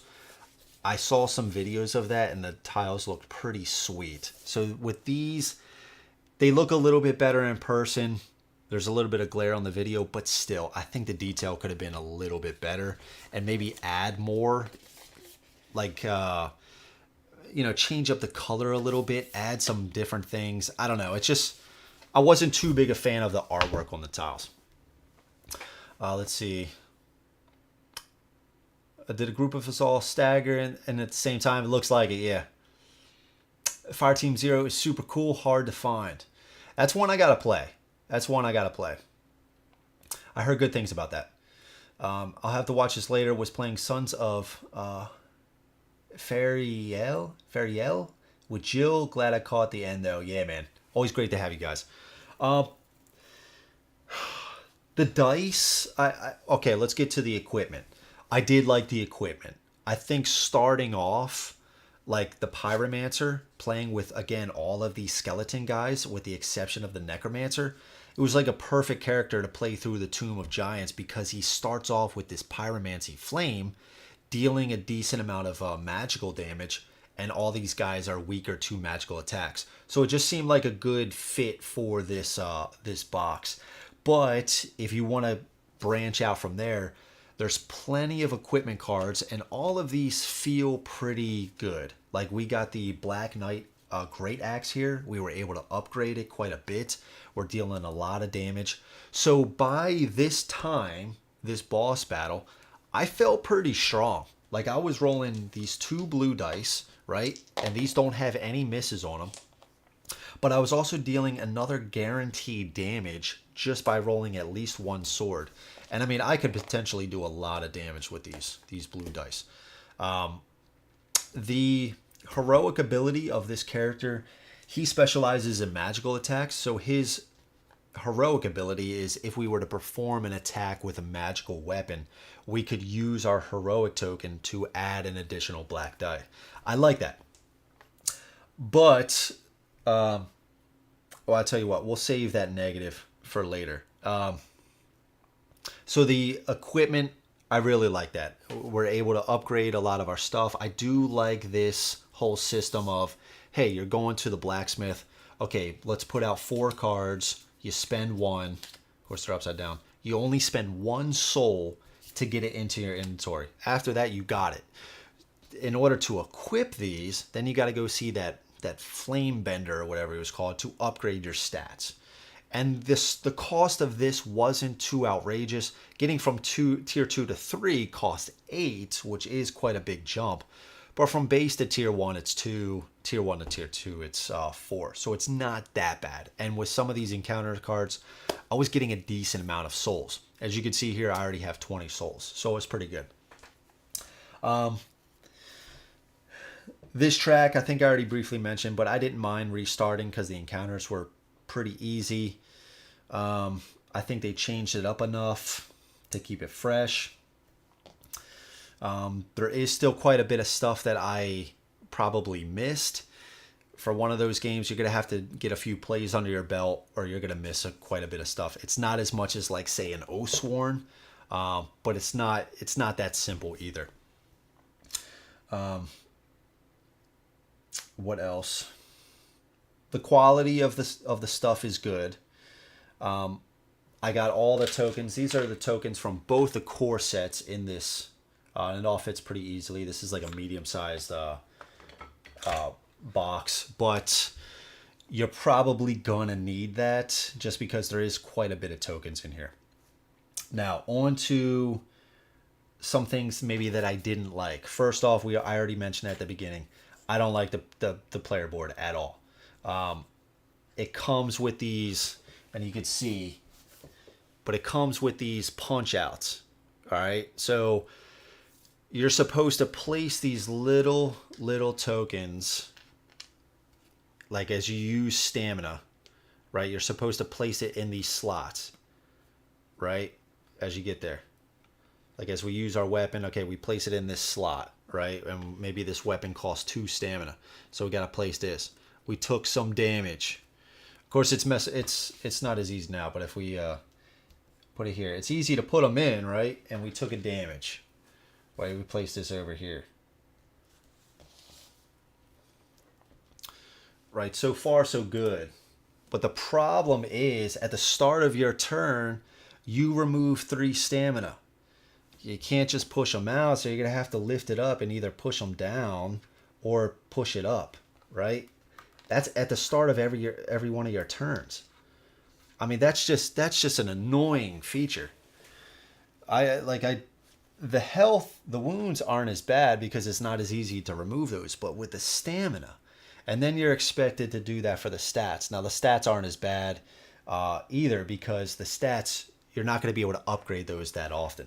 But if we punch out the faith, right, and we go to upgrade to the next level, we got to do that. We turn the 15 over to its gold side, and the 8 gets placed on its gray side, letting us know that we have now upgraded to tier 1.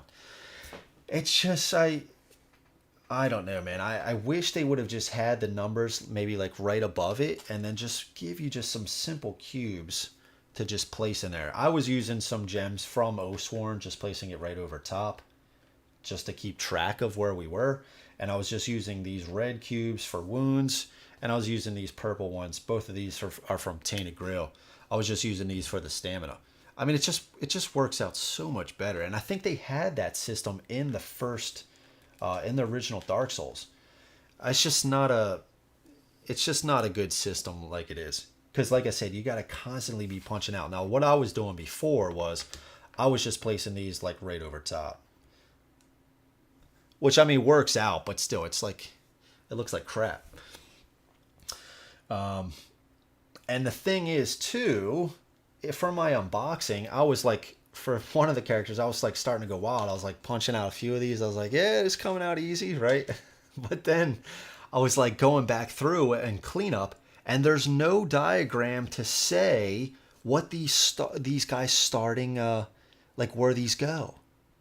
There's nothing in the book that says, all right, this is supposed to be 23. You know, I guess if you just have like these here, you could see, okay, well, it's going to increase. So now we can kind of backtrack. But dude, what happens if, like, I don't know, they all get popped out or something like that? I guess knowing that, you wouldn't pop them out. But like if you get a few mixed up, right? If you get like a few mixed up, like you don't know where they should go. I think just even like a small little sheet of paper to just say what the stats are would have been helpful. But I mean, it is what it is. And then this token here, again, like I already mentioned before, all these tokens, as you use them, they are on the ready side. Okay, it is spent. You can see it's a little bit more faded. Oh, even the ember doesn't have it. So the flask, spent. The ember does not have it, but that's okay because the ember is a permanent effect. Okay, we can forgive that. But this, for the heroic action, when you use the heroic action, it's the same on both sides. Both core boxes, all 6 tokens are like that. I just don't know why they wouldn't have put this on there, because once you spend this, it's not ready. You can't use it again until you refresh it. So why not just put that same faded symbol on there? You have to remove it at this point. How is the variety out of the base box? Is it all kind of brown and black? Look everywhere in the expansions. So I don't have the original Dark Souls. This is my first entry into the Dark Souls board game. But with this, I have Tomb of Giants and the other one, their new core sets, the Painted World of Ariamis. The Painted World is a little bit more snowy and stuff like that. All the tiles have like snow all throughout. I think they look like roads, you know, like old brick roads with snow laying everywhere. I like those tiles a little bit better. In that box, you get the same character progression or this encounter board. So this is exactly the same. Different enemies, I would imagine, different encounters and stuff like that too. 3 different characters. So you get a little bit different stuff, but also you get a lot of the same tokens as well. Yeah, so I mean, but basically all kind of brown and black everywhere. But yeah, this is the feeling of this Tomb of Giants. It's like this underground lair, right, that you're fighting stuff off in. Right, you get the skeletons, the necromancers and stuff like that, tombs and stuff. But yeah. Overall, I enjoyed it. It didn't blow my mind or anything. I could definitely see this, like, after I play against Nido or Nido. I don't have a strong connection with Dark Souls. So, like, the theme isn't really pulling me in too much. So, with that being said, like, let's say after I beat Nido or whatever his name is, and maybe I even play Painted World of Ariamis, I play it all the way through. Because, again, it's not a campaign. The only thing that's different is these encounter cards. I could see this sitting on my shelf for a long time and me not picking it up. I'd probably end up maybe selling this. It's good, but man, like I'd pick with the strategy. The strategy is cool. But I just can't. I would just pick up other things over top of this one, right? I don't know, man. I just think there's way better dungeon crawlers than this. And then if you want the boss battler stuff, that you got Oathsworn. And it's funny too because like a single core box. Now I did see on Game Nerds, I think you can pre-order. I just recently saw it. I like browse those sites often for like $83, which is huge improvement straight from Steamforged Games website of $110. $110 for this stuff right here. The minis are good. They're not that great. You got these punch out boards. You got 4 double-sided tiles. I don't know, man.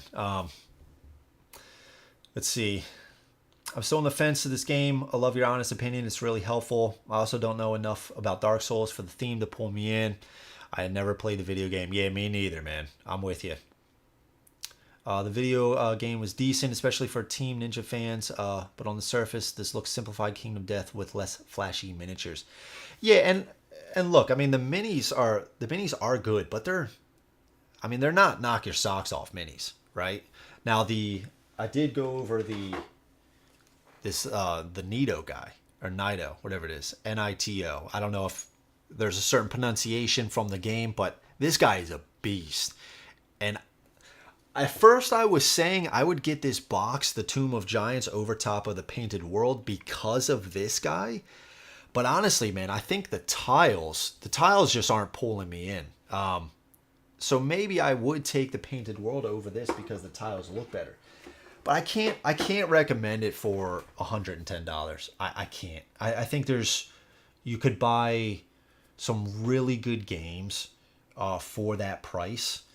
And but look, if the IP pulls you in, if you do like this sort of strategy, and there was some cool strategy. Don't get me wrong, there were a few encounters where I was really like, it was flowing, right? I wasn't worried about the rules as much. I kind of understood the stuff, and I was able to focus more on the strategy. Okay, we dodge that. Let's spend the stamina. Let's go over here. All right, we're gonna equip our certain weapon. We're gonna shoot from range. I was really getting into it, and it was fun. There was some fun moments, but I don't know, man. With all the games out there for that price tag, I could, and I don't know. I can't recommend it for 110. That's what I'm trying to say. That's what I'm trying to say. But it is good. If you really like the theme, it does have some fun strategy. I do like the leveling up system. I think it could be really cool for some people. I wouldn't buy it at 110. I still think even 83. You know, like if it was down to like $70, sure. $88 right now. Yeah. I think I do think Cthulhu Death May Die has more minis.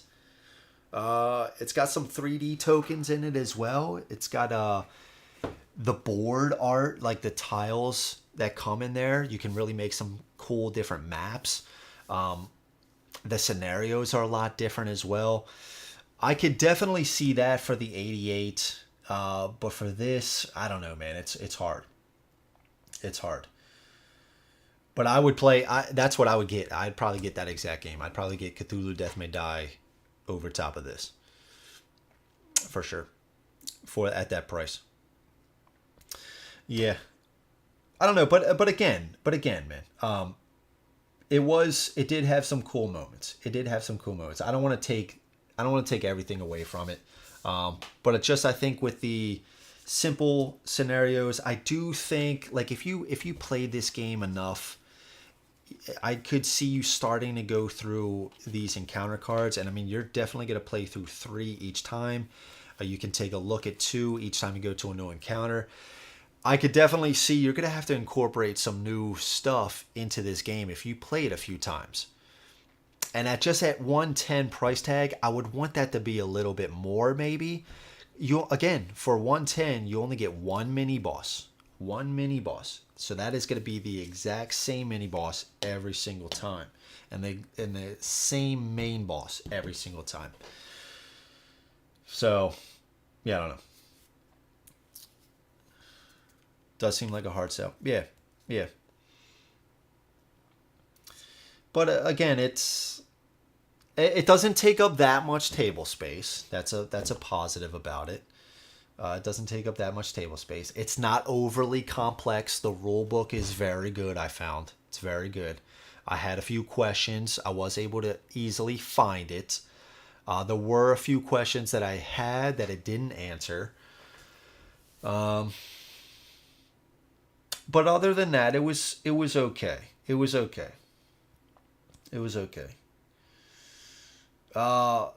Rating. Let's do a little rating. I haven't done a rating in a long time. Whenever I got my wife on, we would always do like a rating after the game. But initial impressions of these new rules, and this is only half of the game, right? 2 sessions. I didn't even play this much in the play test, so take that for what you want. I'm thinking it's either in the high 6s or low 7s, maybe. Let's go with a... Oof. I don't want to be too harsh on it. I guess I could always change it later. So as it stands right now, let's do a 6.9. Let's do a 6.9. I'm done with even number. I'm done with the either a 6.5 or a 7. Done with that stuff. It's got to be I'm all about the decimals now, right? A 6.9. 6.9. I think that's a fair review. With more plays, yeah, obviously it could go up or down, but with the punch outs right there, some of the simplicity of the encounters, but it had some fun moments. Expensive. Only 3 characters in the box, only 1 mini boss, 1 main boss. 6.9. 6.9. But yeah. So yeah, that's it. 12:45. I think it's a great time to stop. 4-hour playthrough. This is our hard-earned money. Freddy's right, man. Freddy's right. Yeah. And it's a 0.1 away from a 7, right? But still, it's got a lot of work. It's got a lot of work to go. Definitely recommend a lot of others over this one. But yeah. I would feel bad. I'd be like, if you weren't into this and you were like, dude, what's a good dungeon crawler? I'd feel bad somebody saying this game, you get this for $110, and that's not even the shipping. Might have free shipping at that price tag, but still, you get this and you're just like, yeah, it's cool, but but at 110. But yeah, all right. So that's it. 6.9. Dark Souls. Paid the Tomb of Giants. Half a game. Defeated the mini boss. Yeah. All right, guys. Well, that's going to be it for me for tonight. I hope you guys enjoyed. Thank you so much. If you haven't yet, please click that like button, subscribe, do all the stuff. And then Friday, I will see you guys back here for some Planet Apocalypse, one of my favorite games. I love that game. It's in my top 10. It's in my top 10. I love it.